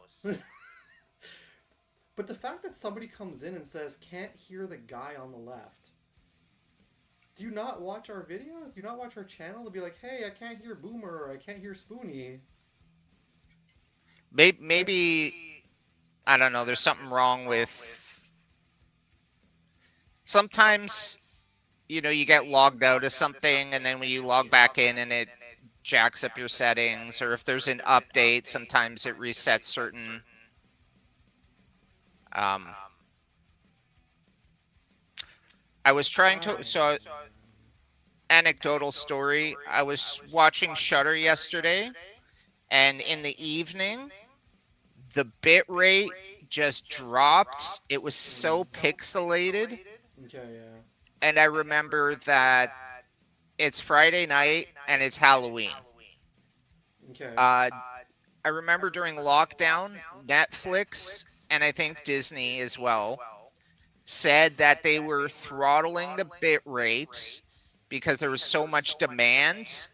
Okay. They couldn't let millions of people stream 4K quality at once. So That's to kinda ensure weird. so to ensure that everybody can at least watch it, they dropped it down to like 1080. Bro. But you can still hear me though, right? I can hear you. Well, obviously we're talking. Yeah, but even at the beginning though, you were like, "Oh, I can't hear you," but then you're like, "Okay, now it's working." So I don't know. If we're able to hear each other, I don't see why anybody else can't hear me. But just so you know, Johnny Maserati 410, guy on the left. I'm Boomer. I'm the guy who runs the channel. So thank you for joining the live stream, man. Anyways, let me just pump through this. Yeah, and Masters of Horror at number 4. if you Sorry. got more feedback on the volume or something, let us know so we can Yeah, fix it. exactly. Because I also see your dots going, and I see my dots. Like I just see one going a little bit, so I don't know if it's the volume is too low or. I also don't want to put the volume too loud because you have your headphones on. I don't want it to be too loud for you either, right in your head. All right, so number 4, Masters of Horror. Number 3, Ash versus Evil Dead. Yep. Number 2, Death Note. Amazing. That's fair. That's fair. Honestly, I wouldn't have thought of that when you were like, hey, what, make a list. But that should definitely be on there. Yep. And number 1, Tales from the Crypt. I think that's the single best, greatest horror TV show of all time. If you couldn't hear me, Vanessa probably would have said earlier, "Can't hear you." I feel like That's true. She probably would have. Because I said hi, Vanessa, and she put a happy face. So I'm sure she would have not. She would have said, "Hey, I can't hear you." I don't know. I don't know what's going on. I don't know, guys. It's not too loud, right, on your end for me? No. I don't know, man. Is it okay still? I think so. Yeah, Johnny Maserati, if you're still there, Probably not. just let us know how he's doing. Probably not. He was like, "What's this, horror? Let me see." Nah, that's not my thing. By the way, bro, we can't hear you. Bye. It's funny. Let's hear your list. Okay, so I just have them written down. I don't really have them in an order. Fair. I'll say for number 1, though, I'm going to say the X-Files. Okay. Just because there's so many episodes. Mm-hmm. And yes, there's horror, but there's also science fiction and mystery, and there's a lot of like detective thriller stuff. Like there's so many different genres that the show touches upon. Yeah. But some of those horror episodes really good. And just in general, the show has a tone of kind of like creepiness and the unexplained. Nice. Okay, so after that, I will always lament the late great Swamp Thing series by James Wan. Yeah. The thing is, it came out, critics loved it, audiences loved it, but Warner Brothers was just bought by Investigation Discovery at the time. And so David Zaslav, the new CEO coming in, he's like, okay, so this merger cost money. We got to trim the fat. Yeah. Swamp Thing, what's that? It hasn't aired yet. Okay, well, that means it's not making us money. Axe it. And then it did air, and everybody loved it. But it was like they couldn't guarantee it was going to be a success, so they'd rather just kill it. Yeah, that's. And it was. I wasn't sure. Like, should I put Constantine? Should I put Swamp Thing? Because I didn't really see them as horror, but I get what you're saying, though. I do get where you're coming from with that, though. I do. Well, I mean, it started to heavily take the direction of the Alan Moore which definitely was more horror-oriented. Yeah, that's fair. That's fair. But they were introducing characters like the Blue Devil, Mm-hmm. who originally, when the character was created, the guy was like a stuntman, Yeah. and the Blue Devil suit was like a cybernetic thing, but he got stuck in the suit. Later on, he did sell his soul and become a true devil. I think But, that's the path they were going with too. With the was it the guy from Beverly Hills 90210? Ian Ziering, Yeah. the voice That's of the Nick path they were going with. Tatopoulos in the Godzilla the TV show. Yeah, man. Couldn't afford Matthew Broderick. I don't think he wanted to do it. You know, that show and the Men in Black show were actually pretty decent. They were solid, yeah. Same thing for Big Guy and Rusty. Yeah. It was pretty decent too, man. We had such good cartoons, man, when we were kids. Here we are talking about horror things, and literally I put Beetlejuice, Courage, and The Real Ghostbusters. Goes to show how good the cartoons were when we were kids, you know? Well, these Saturday morning cartoons do have a tie-in to the next thing on my list, Okay. which is Supernatural. Okay. It's had its highs and lows. It ran for 15 seasons, so it's not going to be, gold the whole way through. But there are some really creepy moments, some really creepy seasons.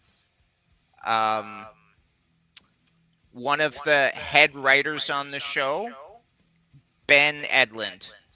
And if you don't recognize that, he created The Tick. Yeah, I didn't know he wrote Supernatural. Wow, okay. Yeah. So that's why there was always kind of like a sarcastic humor Okay, that makes sense. to lighten up from all the horror elements, like with Buffy, where it's like it's really dark, so you gotta crack a one-liner to kind of like, okay. But I feel like that's the best way to explain if nobody's ever watched Supernatural. Like I watched the first season. It's not that I couldn't get into it. Vanessa used to be friends with somebody who would not shut the fuck up about Supernatural. So I lost all interest. I was like, oublie ça, as they say in French, like oublie ça. But I feel like it's the best way to describe it is really like if you take Buffy the Vampire Slayer and you take X-Files and put them together, you've got Supernatural, right? Mm-hmm. So, okay. Yeah, it's had its highs and lows. What's that guy's name? Jared Padalecki, the one from Gilmore Girls. Okay. He was in the House of Wax remakes with Paris Hilton. Oh, yeah. Okay, yeah. And he actually got her to come be on Supernatural No way. for an episode. There was a shape-shifting demon, right? And they were chasing him and he was trying to hide. And he looked at a magazine cover and he shape-shifted. And they're like, come on, guys. There's no way Paris Hilton would just be hanging around in this back alley. Like, And she was there. yeah. I know that they did a Scooby-Doo crossover episode. That one I'm interested in watching, though, because I love Scooby-Doo. Cool. No, and what I thought was kind of cool is that, okay, so the show starts off, they're basically like folk legends, ghost tales, urban stories, like they're sort of tracking all this stuff down. Demons are there. Hell is a thing, and there are demons. Yeah. In the 5th season, they beat the devil. Okay. They prevent the biblical apocalypse. Okay. So what that means is there's nothing written after that in the Bible. So the angels are now free to do whatever they want, and they actually become a lot scarier than the demons.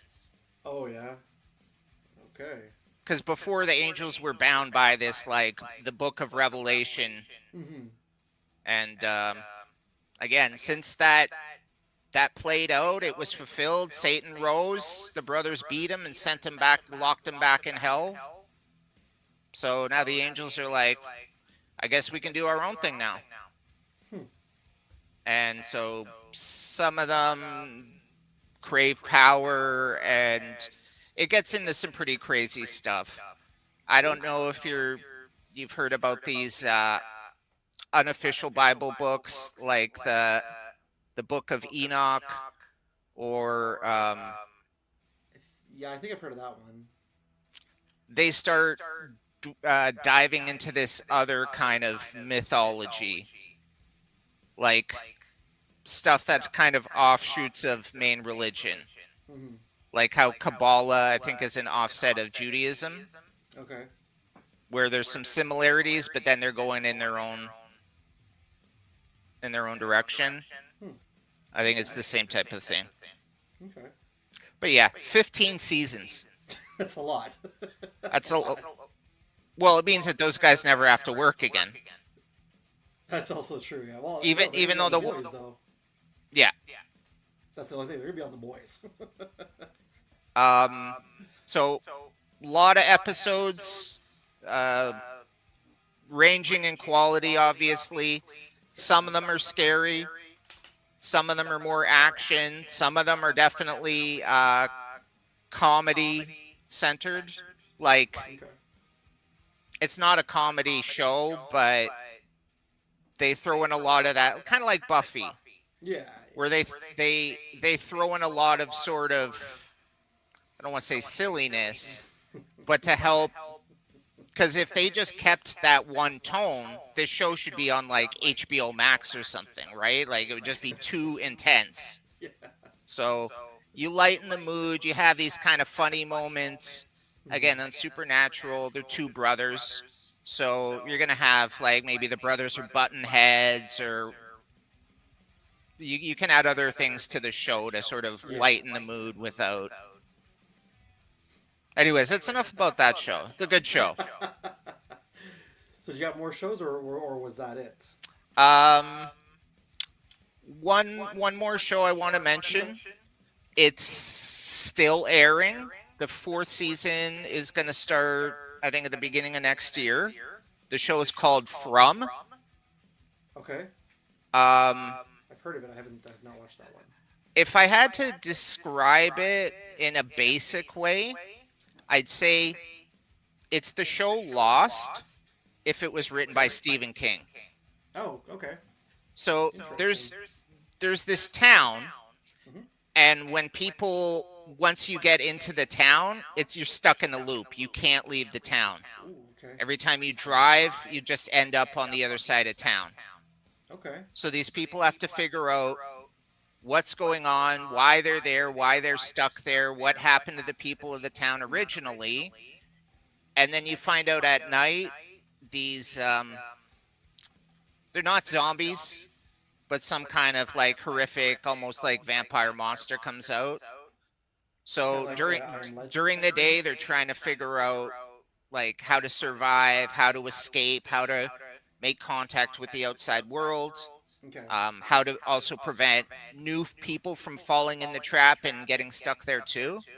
Okay. So that's kind of during the day, but then at night the monsters come out, and then it's a whole different type of survival. Sounds interesting. I keep seeing like some ads and stuff for it. It looks interesting, that show. From. Yeah. FROM. Okay, cool. I'd watch a Wait, trailer or it's like something. raining, man. That wouldn't surprise me. Okay. So From is probably the only currently airing show that I'm actually looking forward to coming back. Nice. I'm surprised you didn't mention Channel Zero. That was you already mentioned it. Okay. I like the second house the most, or the second one, the Nowhere House. The No End House. Yeah. Yeah. Was that the second one or the first one? That was the second one. I agree with you. If I can rank them from the worst to the best, because there's only 4 seasons, the least intriguing one to me was the was it called the Butcher's Block? Yeah. Then I would, after that, I would put the is it called the Dream Door? Mhm. Then I would put what's it called there? Sandy Cove, something Cove. Oh, what was it called again? With the tooth monster. Yeah, I don't remember. And then number 1, the best one I think to recommend would be the No End House. Yeah. You know, all of those are all based off internet creepypastas, right? Yeah. So each season they take like a different creepy pasta and they make it into a series.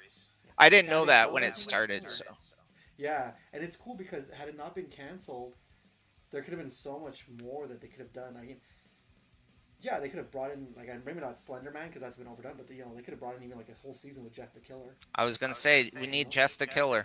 That would have been a cool season to see, especially if you want to truly do something horrifying. That would have been pretty cool. Oh, there's no reason we can't still see that same concept come back in some.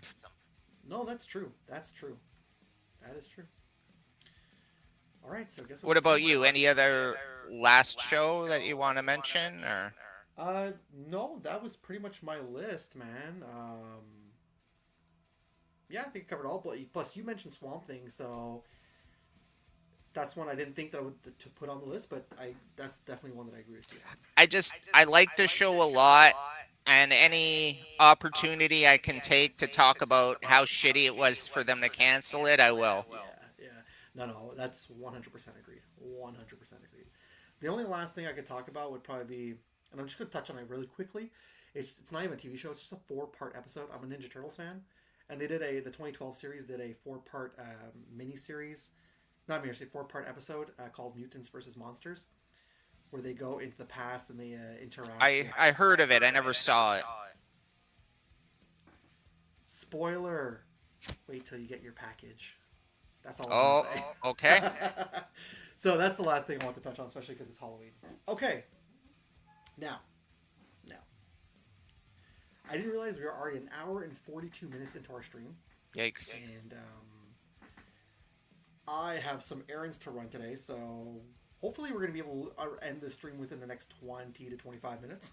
Yeah, because we're just going to go over all the big franchises, a lot of which we've already talked about.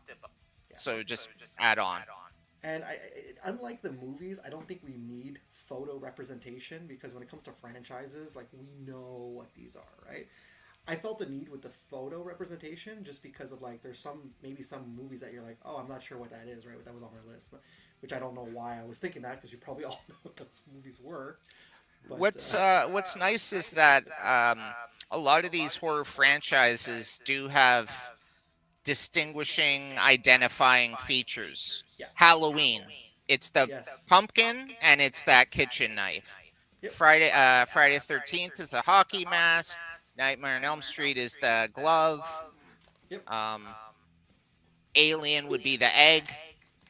Scream would be the ghost face mask too. Yeah. Right. Let's see what else. Do I have anything back here that I'm looking at? Or Sam from Trick or Treat, the Yep. little cloth bag. Leatherface. I think did you say to Leatherface, right? The chainsaw. I didn't, but that is one. Yeah. All right. So hopefully, if we've said something, even if you haven't seen the movie, you'll sort of know what it's about, know where it's from. Okay. So, do you want to start like last time? Would you like me to start? I don't mind starting. I mean, I can start. We've already talked about the Halloween franchise. Yeah. That's. I mean, all these franchises we're going to talk about. The crazy thing is, like, there's no reason to go into detail because, like we said, everybody knows them. But hey, it's just fun to see what we have listed, right? Well, then the thing with Halloween would be like, what's your favorite timeline? Okay, so you've Are got. you saying 10 is Halloween for you? That's at number 10? No, I'm just Okay. because. Okay, so Halloween, you've got the first one, I see what you're saying. second one, fourth, fifth, and sixth, and then I think was this the question that you were trying to ask me? I think I misunderstood you. Was that the question you were basically asking when I was talking about doing my Halloween collection? Oh, I see now. Okay. Right, because you've got one timeline, Yeah. which is the original movie, and then those 3 newest movies. Yeah.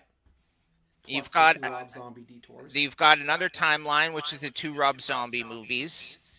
You've got another timeline where it's like Halloween 1, 2, and then H2O and Resurgence. What was that last one called? Resurrection. Trick or treat, motherfucker. You know what? I kind of like the movie. I like the idea that Michael Myers was living in the sewers under the house, eating rats and stuff. I also like that they did the bold move of killing Laurie Strode at the beginning of the movie. Yeah, That was bold, man. That was bold. I mean, it's a good paycheck for her. Man, She shows up to maybe a day of filming. Okay, put on this hospital, run down the hall, and then pretend to get stabbed. done. You don't have to be the whole movie. You made a whole paycheck. But there's also the timeline you forgot too of the first Halloween movie, and then we go straight to the Blumhouse films. Yeah. So, Well, that's what I'm talking. The okay. one of the other ones I mentioned. Yeah. Yeah, because it's like the Blumhouse ones. It's the original John Carpenter, Yeah. and then the 3 new ones. Yeah. And then there's one where it's like 1, 2, 4, 5, 6. And then there's like 1, 2, 7, and 8. Yeah. There's various directors have decided to ignore various aspects of the thing. So there's 3 or 4 kind of timelines depending on how you look at it. Here's the crazy thing. I love each Halloween movie, even the stupidest Halloween movie, for each quality that they bring to the table, okay? I love the original timeline. I love the first 2 movies going to H2O. I love Halloween and then going over and skipping over all that and going to Blumhouse. I even really liked the Rob Zombie movies. But for me personally, now mind you, we're taking Halloween 3 out of the fold because I that's was a going to movie say, I in noticed you itself. didn't mention Halloween 3, Season of the Witch. I love Halloween 3, but Halloween 3, Halloween is just a movie in that film. Like that's a movie that plays on a TV and then in the bar. Well, the idea was that Michael Myers wasn't evil. It was the mask he put on that made him into a killer. Exactly. That's what they were going with. But then it tested really unwell with people, and that's why they brought back Michael Myers. Although it's got its own charm, Halloween 3. But me personally, I love what they call it. I guess they call it the Thorn saga. The 4, Which is 5, the and first 6. 2 Halloween movies, then 4, 5, 6. That's my favorite timeline, personally. I agree. Yeah. I mean, I really like the Rob Zombie. Well, we've talked about this before, I think. Okay, so Rob Zombie Halloween, the director's cut, is better than the theatrical version in By a landslide. most ways. Yes. In the original version,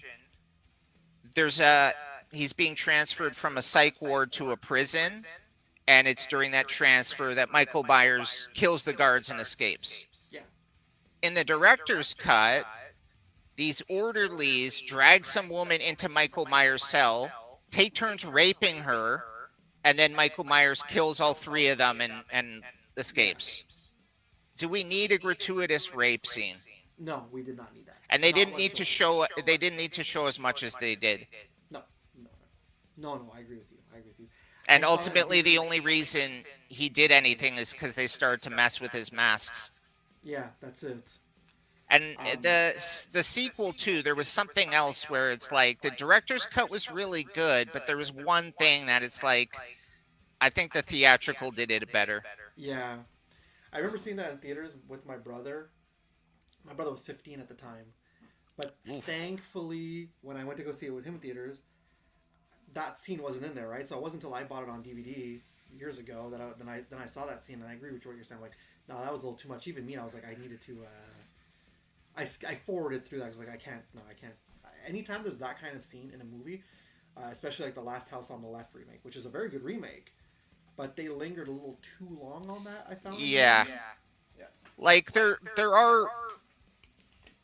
Okay, women's revenge, female fury movies. They've been around since like the 70s, right? A Spit on Your Grave, all that kind of stuff. Yeah. And there is a place for them, but this wasn't that type of movie, No. and they spent way too much time on it. Yeah. All right. So that being said, shall we get to our franchises?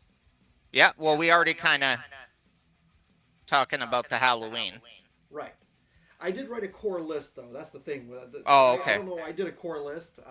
But at number 10, I put VHS.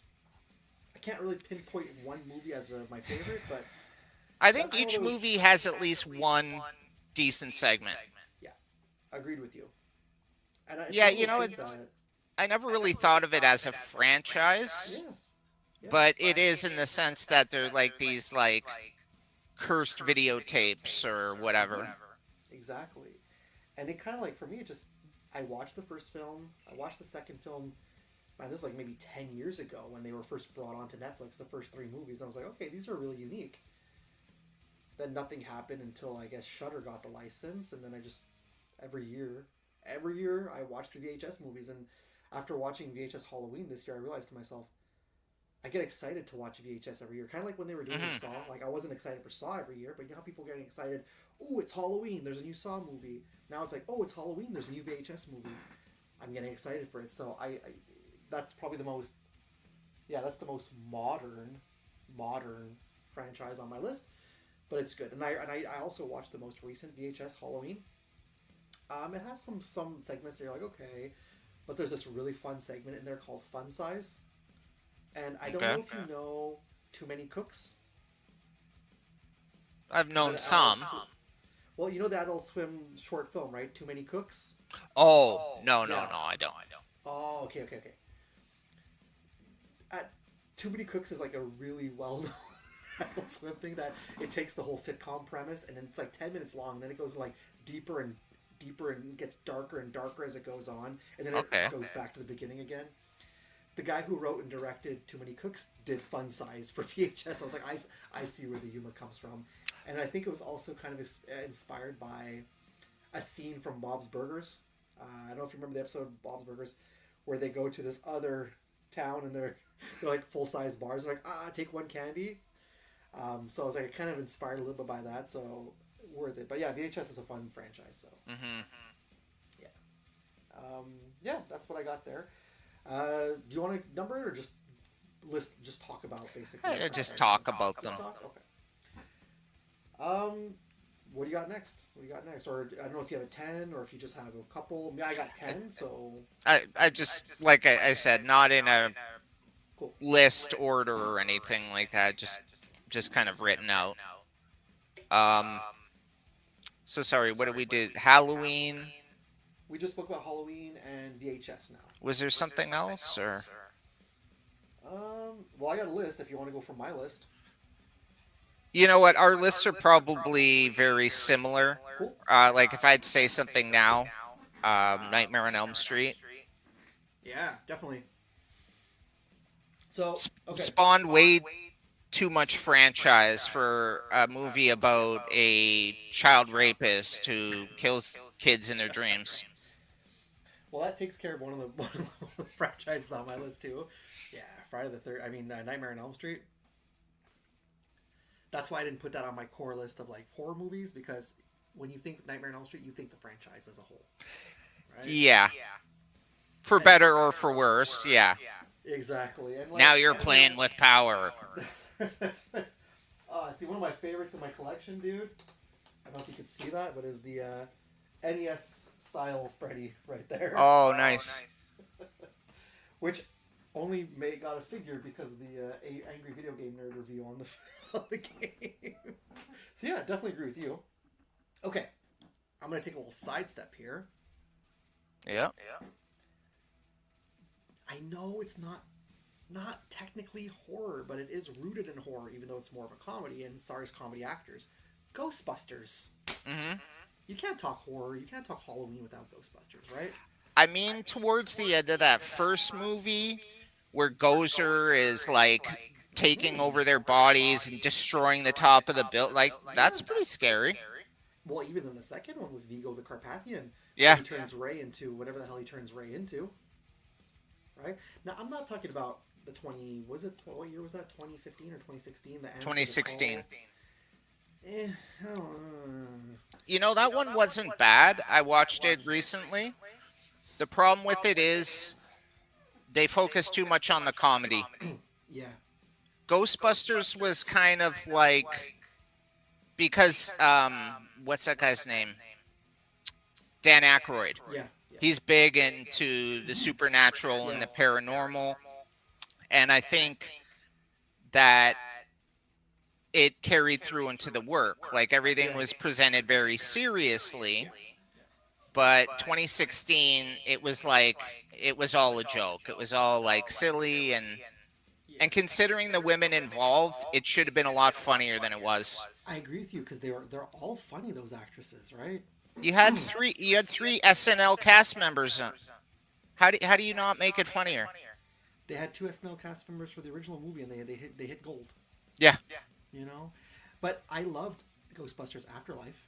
I thought it was a worthy predecessor.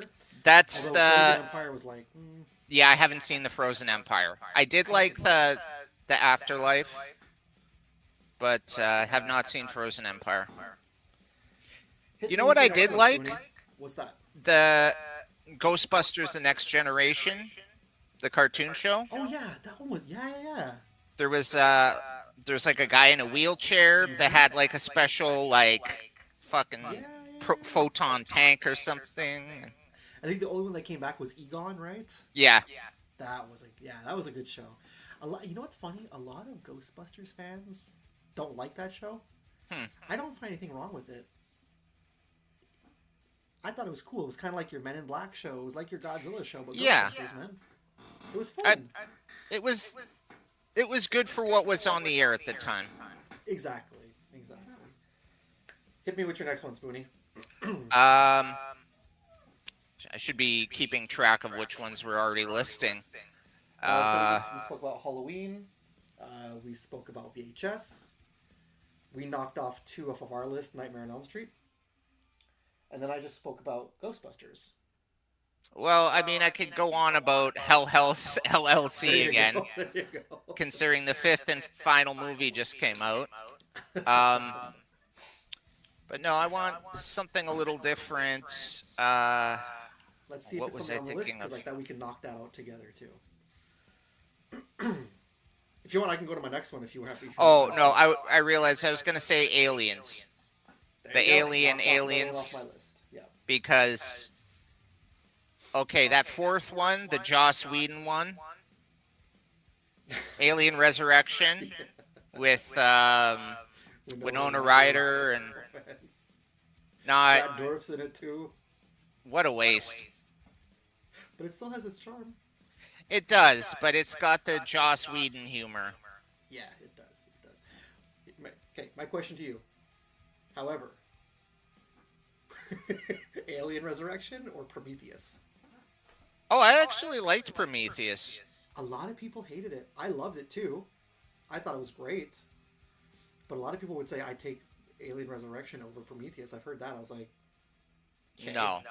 It's a better movie. It's a better looking movie. Yeah. Better actors in it. Would I call it an alien movie though? That's the thing. Would I call it an alien movie? No. It's kind of like a backdoor prequel. Kind of. Like it has very minimal to do with Alien except for the architects right there who explore and you find them. That's the only thing that really ties into Alien. Alien Covenant ties in more to Alien, and I don't know if you've seen Alien Romulus that came out last year. Yeah, just once. I need to see it again because okay, I loved it. I wasn't able to take everything in. Okay, well they got Fede Alvarez to do it, right? Yeah, that's why I was excited. Yeah, and you could tell like it was trying to go back to its roots of the original Alien movie, which was really awesome. Okay. No, I liked Prometheus, especially since when I saw it, I did not know the connection to Alien. Yeah. So it was like a surprise twist ending for me. I was like, oh, holy shit. Yeah. And I kind of feel like with Alien Covenant, what Ridley Scott was trying to do is like, I was one of the only few people that loved Alien Covenant. I kind of feel like they were trying to, not retcon Prometheus, but like kind of like, okay, stuff that was established in Prometheus, let's kind of like bring it back here, but we're going to kind of like toss it away so that you guys don't have to remember about Prometheus. That's kind of, I gotta feel what they were doing. Well, I guess, besides introducing, the creators or whatever, the architects, yeah. David the android would probably be the most significant thing. Yeah. Because he's the first like life model android that was created in that universe. He's the first one to kind of go rogue and do his own thing. We see, let's see, you're speaking of Alien Romulus. You get Ian Holmes' character coming back Yep. Yep. in a very interesting way. But Covenant makes you beg the question, though. Did David the android create the xenomorphs, or Yes. You know what I'm saying? He took whatever that substance was, and he did experimentations and to cause mutations And that's the one thing that, even though I loved Covenant, that's the one thing where I was like, okay, now you got to put an origin story on how the xenomorph was created. I don't like it sometimes when you need to put an origin story. Like, one of the movies I fucking hated was Solo, a Star Wars story. Why the fuck did we need a whole entire goddamn 2-hour movie just about the fucking Kessel Run? I don't give a shit, man. It's a fun back and forth banter between Han Solo and Lando Calrissian. We don't need a damn origin story. Rogue One, however, okay, that was awesome. That was awesome, but we did not need Solo. Let's be honest here. I don't think anybody liked that movie. No. So that was the only thing about Covenant that was like, okay, well, all right, whatever. And I found that a little bit like, okay, yeah, so he is the one making the aliens. When throughout before that, it was kind of like, how did these things come to be? Even like, okay, Prometheus, the thing jumps out, but it doesn't necessarily, like, you still don't exactly know, okay, that, like, monster attached itself to the architect, but we still don't know, right, how that thing came to be. So it's like, why are we trying to put a definitive origin on how the xenomorph was created? You know what I mean? Yeah. That's the one thing, but nonetheless, though, fucking solid franchise. Let's be honest here. Yeah, that knocks out that for me too. Okay, here's one on my list. I'm not sure if this is on your list, but I don't really like zombie movies. It's not my bread and butter. I don't like. I watched The Walking Dead. I read the first like 2 books of Walking Dead, but it's not really my thing. It's fair. I do love, however, George A. Romero. Yes. And I think that Romero's Of the Dead franchise is the seminal zombie movie. Not just because here's a zombie movie, they're coming to get you. It's also, each and every single movie I feel like is a social comment. Well, So that's what I love about them. Let me ask you, what were your thoughts on Land of the Dead and Survival of the Dead? Survival of the Dead, I think I've seen it only once in my life, so I can't really form an opinion on that.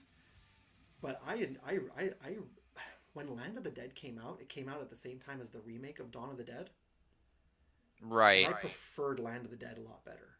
I like how Land of the Dead takes the whole zombie concept and they're like, oh, so they've been dead so long that now they're trying to kind of reform a civilization of zombies, and they're trying to start learning again. And that's what I loved about Land of the Dead. Like when they realize since they can't drown, they can just walk across the bottom of the ocean. Yes. And it's not that like they want to kill people to kill people. They're realizing to themselves that we do it because we need to survive. And I think that's what's interesting about the zombies in Land of the Dead. So, yeah. When it first came out, I didn't like it too much. Okay. But it's upon future viewings that I started to really appreciate it and see the kind of social message that he was going for in that one. Yeah. So Survival, I liked. Too, I think, yeah. Was there? Yeah, it was like the found footage one, remember? Oh, that must be the one I'm thinking of. Okay. Oh, Survival is the one set on that island after or something? Yeah, I think so. Yeah, it like continues from Diary. Yeah, exactly. Yeah, which, so if you guys haven't seen those movies, like Diary and Survival, they're supposed to be set at around the same time as the original movie, Night of the Living Dead.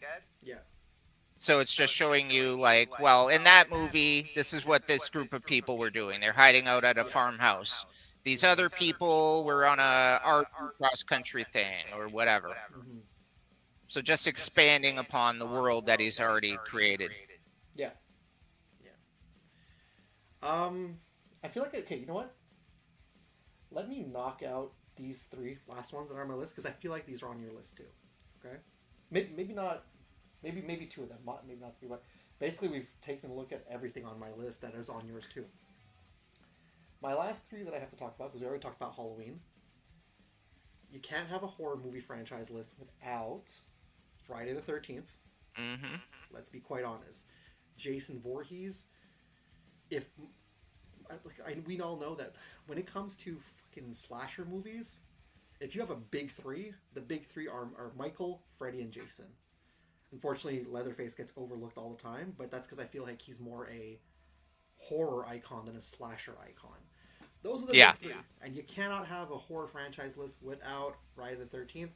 And Review Spot, I don't know if he's watching this live stream or if he's going to watch it later on if he does, but does a lot of reviews on Friday the 13th. And it is one of the most profitable, one of the most bankable horror franchises of all time. Now Blumhouse is trying to do it, and I'm hearing mixed things about it, so we could touch on it a little bit more before the end if you That want.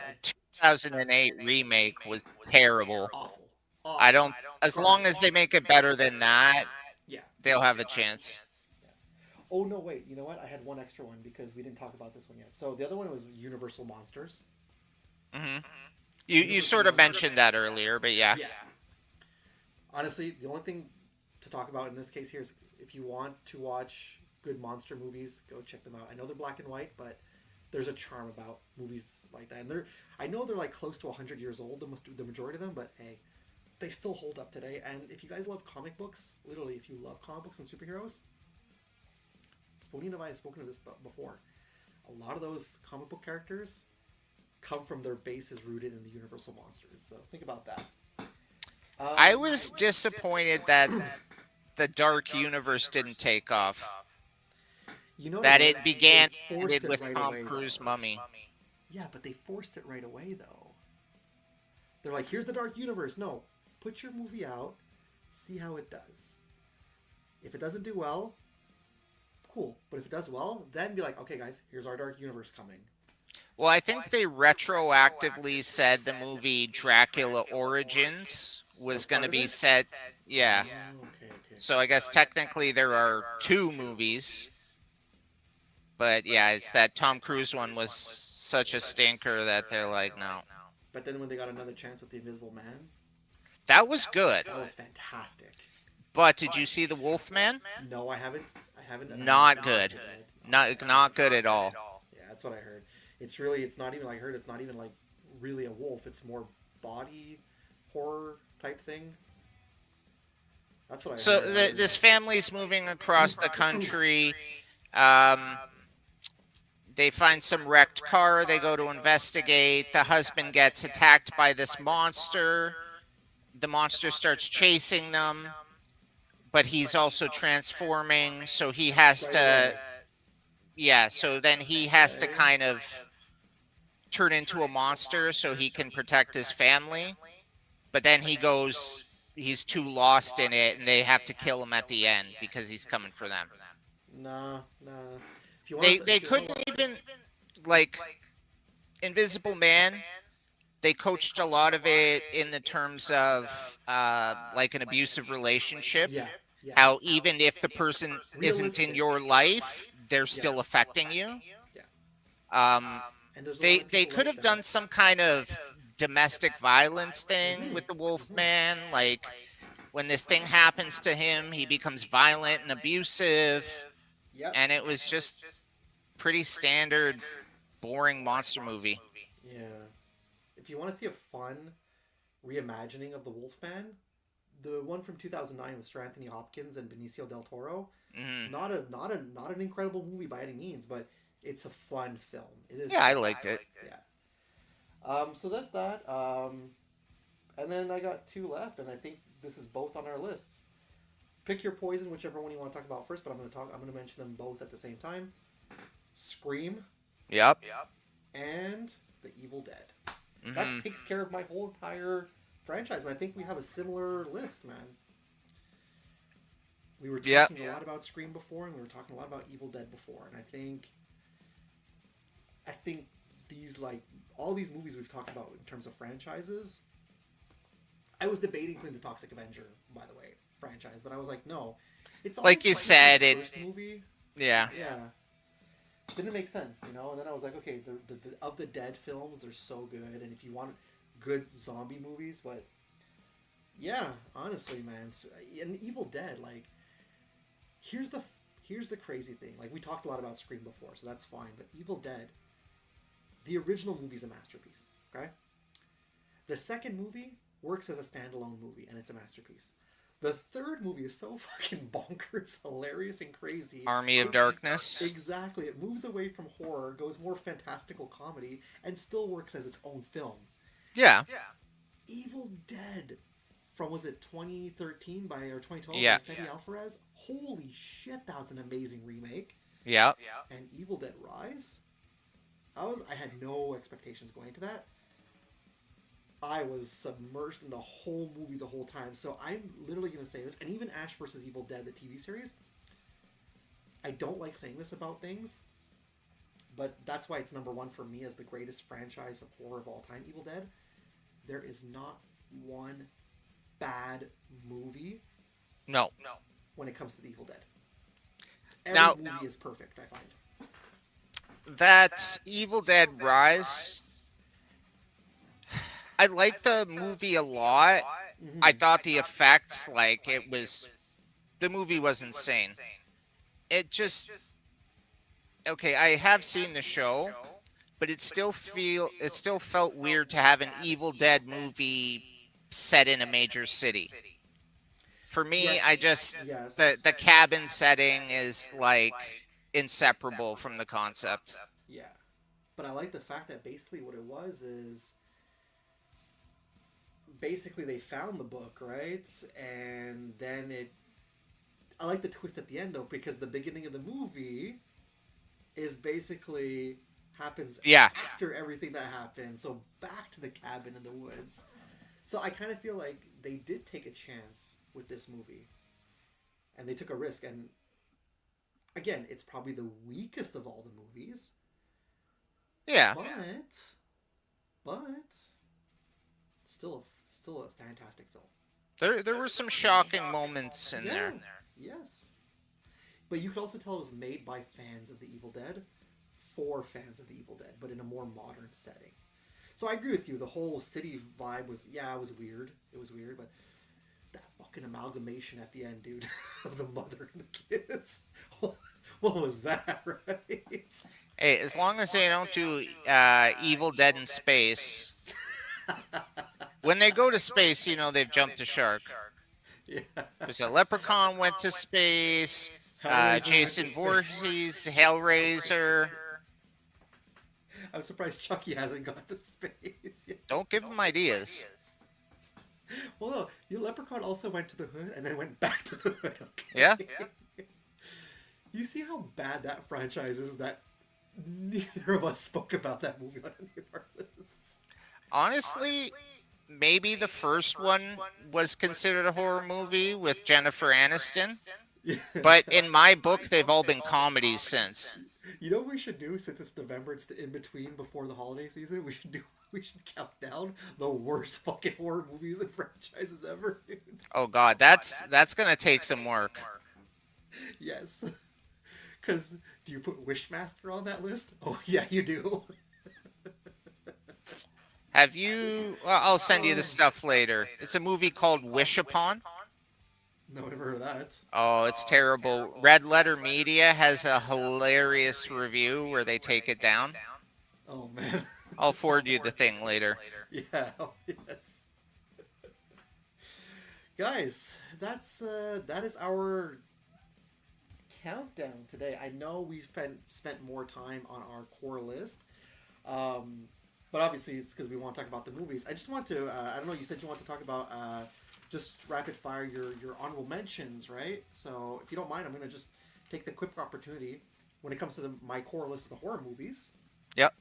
I like I said, I revised my list a couple of times, and I got 6 honorable mentions for my horror movies.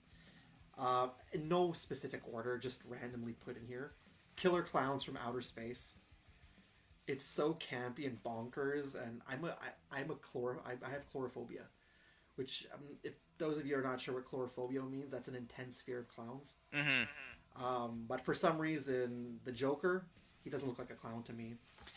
And Killer Clowns from Outer Space, I can watch them because the makeup and it's just so over the top that they don't barely even look like clowns when you look at them, right? So, They Live with Roddy Piper. Oh, yeah. I think that movie still holds up today, especially with the day and age and society we live in. 100%. Tales from the Crypt presents Demon Knight. Again, you know, I told you before, I'm a huge Tales from the Crypt fan, and I love that movie. Here's a weird one. Night of the Demons from, was it 1986, I think? Yeah. That's a weird movie. Candyman, the original film. Have you seen the newer one? Yes, it's fantastic. Yeah, and it connects directly to the first one. Which is, when they did that at the end, I was like, holy shit. Yeah, because I thought it was just a standalone reboot. Nope, it connected. And I was like, this is so much better than the other sequels that they put out, that you could just watch the first Candyman and watch that one, and you're good to go. But what's good is they even still acknowledge the sequels.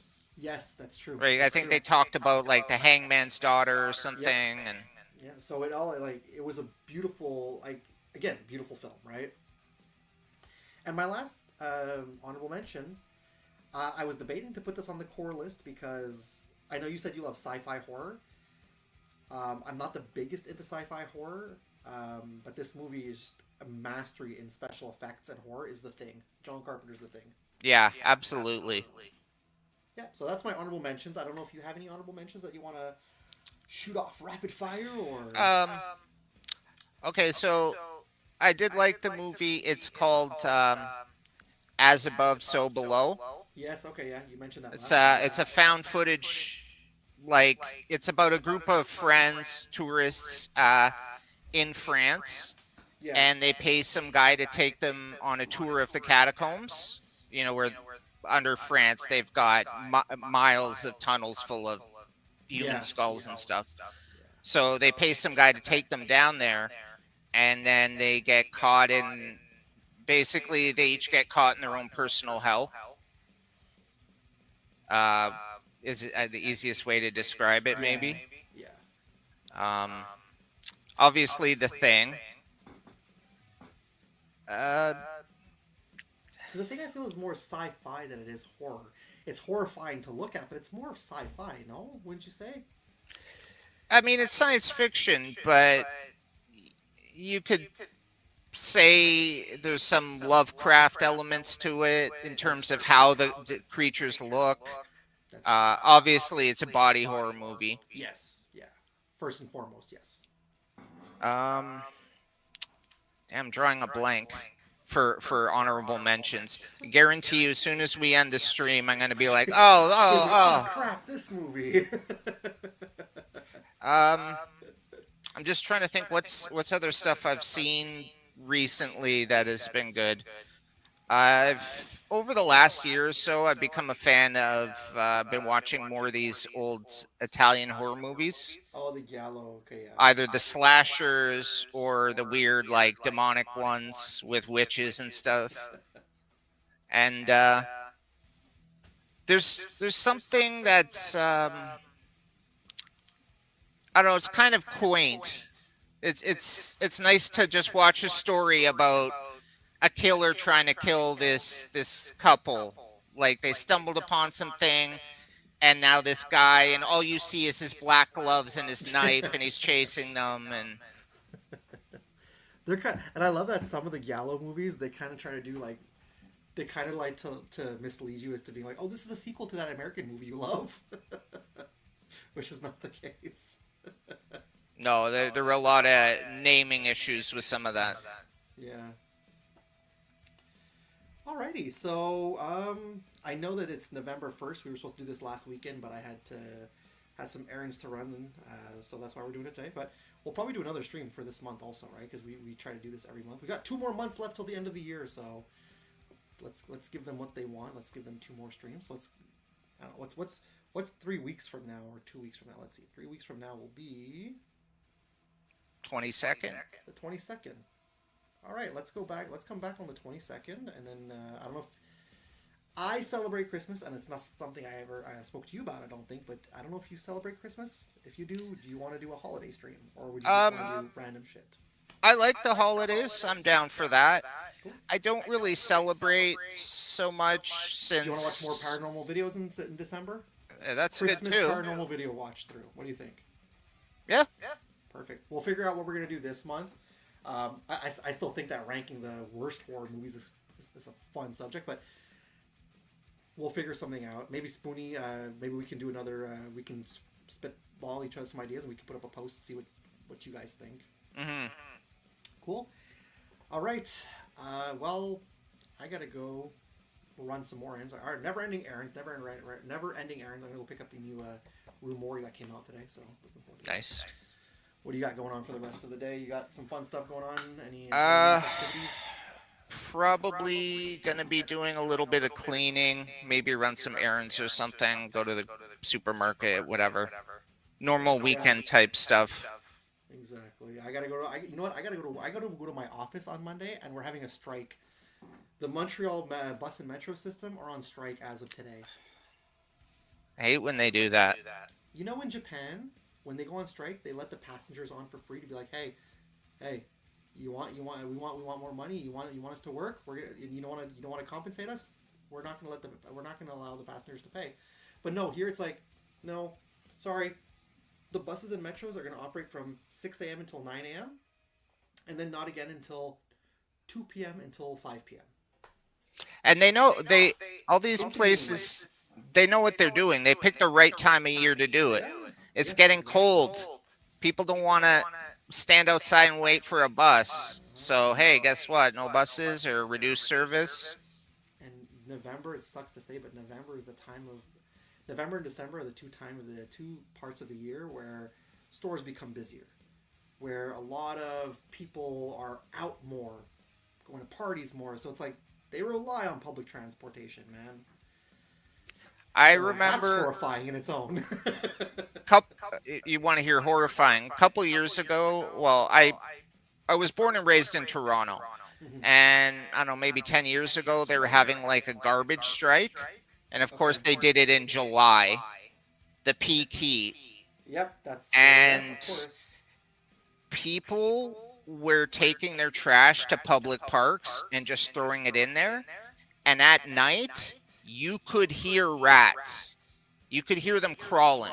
There were thousands of them descending on parks. Just bags of household waste there. It was horrible. It smelled so bad. In my city, dude, it's the raccoons and the skunks that are like, let's see what's in the trash. The raccoon. Anyways, this is off on a tangent here. No, I get what you're saying. Alrighty. Well, this was a lot of fun. Yeah. A lot of fun. I always love. You guys want to see some more Two Geeks Live? I'm sure you do. You guys tune in. Click the I like. mean, if they've watched this long, they probably do. Exactly. We've had one constant viewer this whole time. Oh. So that's awesome. I take that as a win for us today. And it's not even me. That's it. And it's not me either. I don't think it's Vanessa either. So. Alright, guys. So we will see you next time. Like I said, we'll be back in 3 weeks with another stream. Yeah, and again, feel free to leave any ideas if there's something you want us to talk about on that next one. Exactly. Go watch some horror movies this weekend, guys. Have some fun. Spoonie and I, we're going to do some adult stuff, you know. We don't have time for horror movies this weekend, unfortunately. By adult stuff, he means we're going to go buy the out-of-season Halloween candy at 50% off. That's exactly what we're gonna do. Because once you get close to 40, that's what you do. Yeah, forget the kids. The candy's for me. That's it, man. That's it. Candy corn? I still got candy corn left. You think that's for the kids trick or treating? No, that's for me. Come on, man. Vanessa came home the other day. I was like, I bought you candy corn. I was like, oh, keys to my heart. All right, you guys. Be good to each other. Stay safe this weekend, and we'll see you guys next time. Bye. I say, as I'm going to set up the end for you guys. Just give me a moment here. And with that being said, guys, See you later.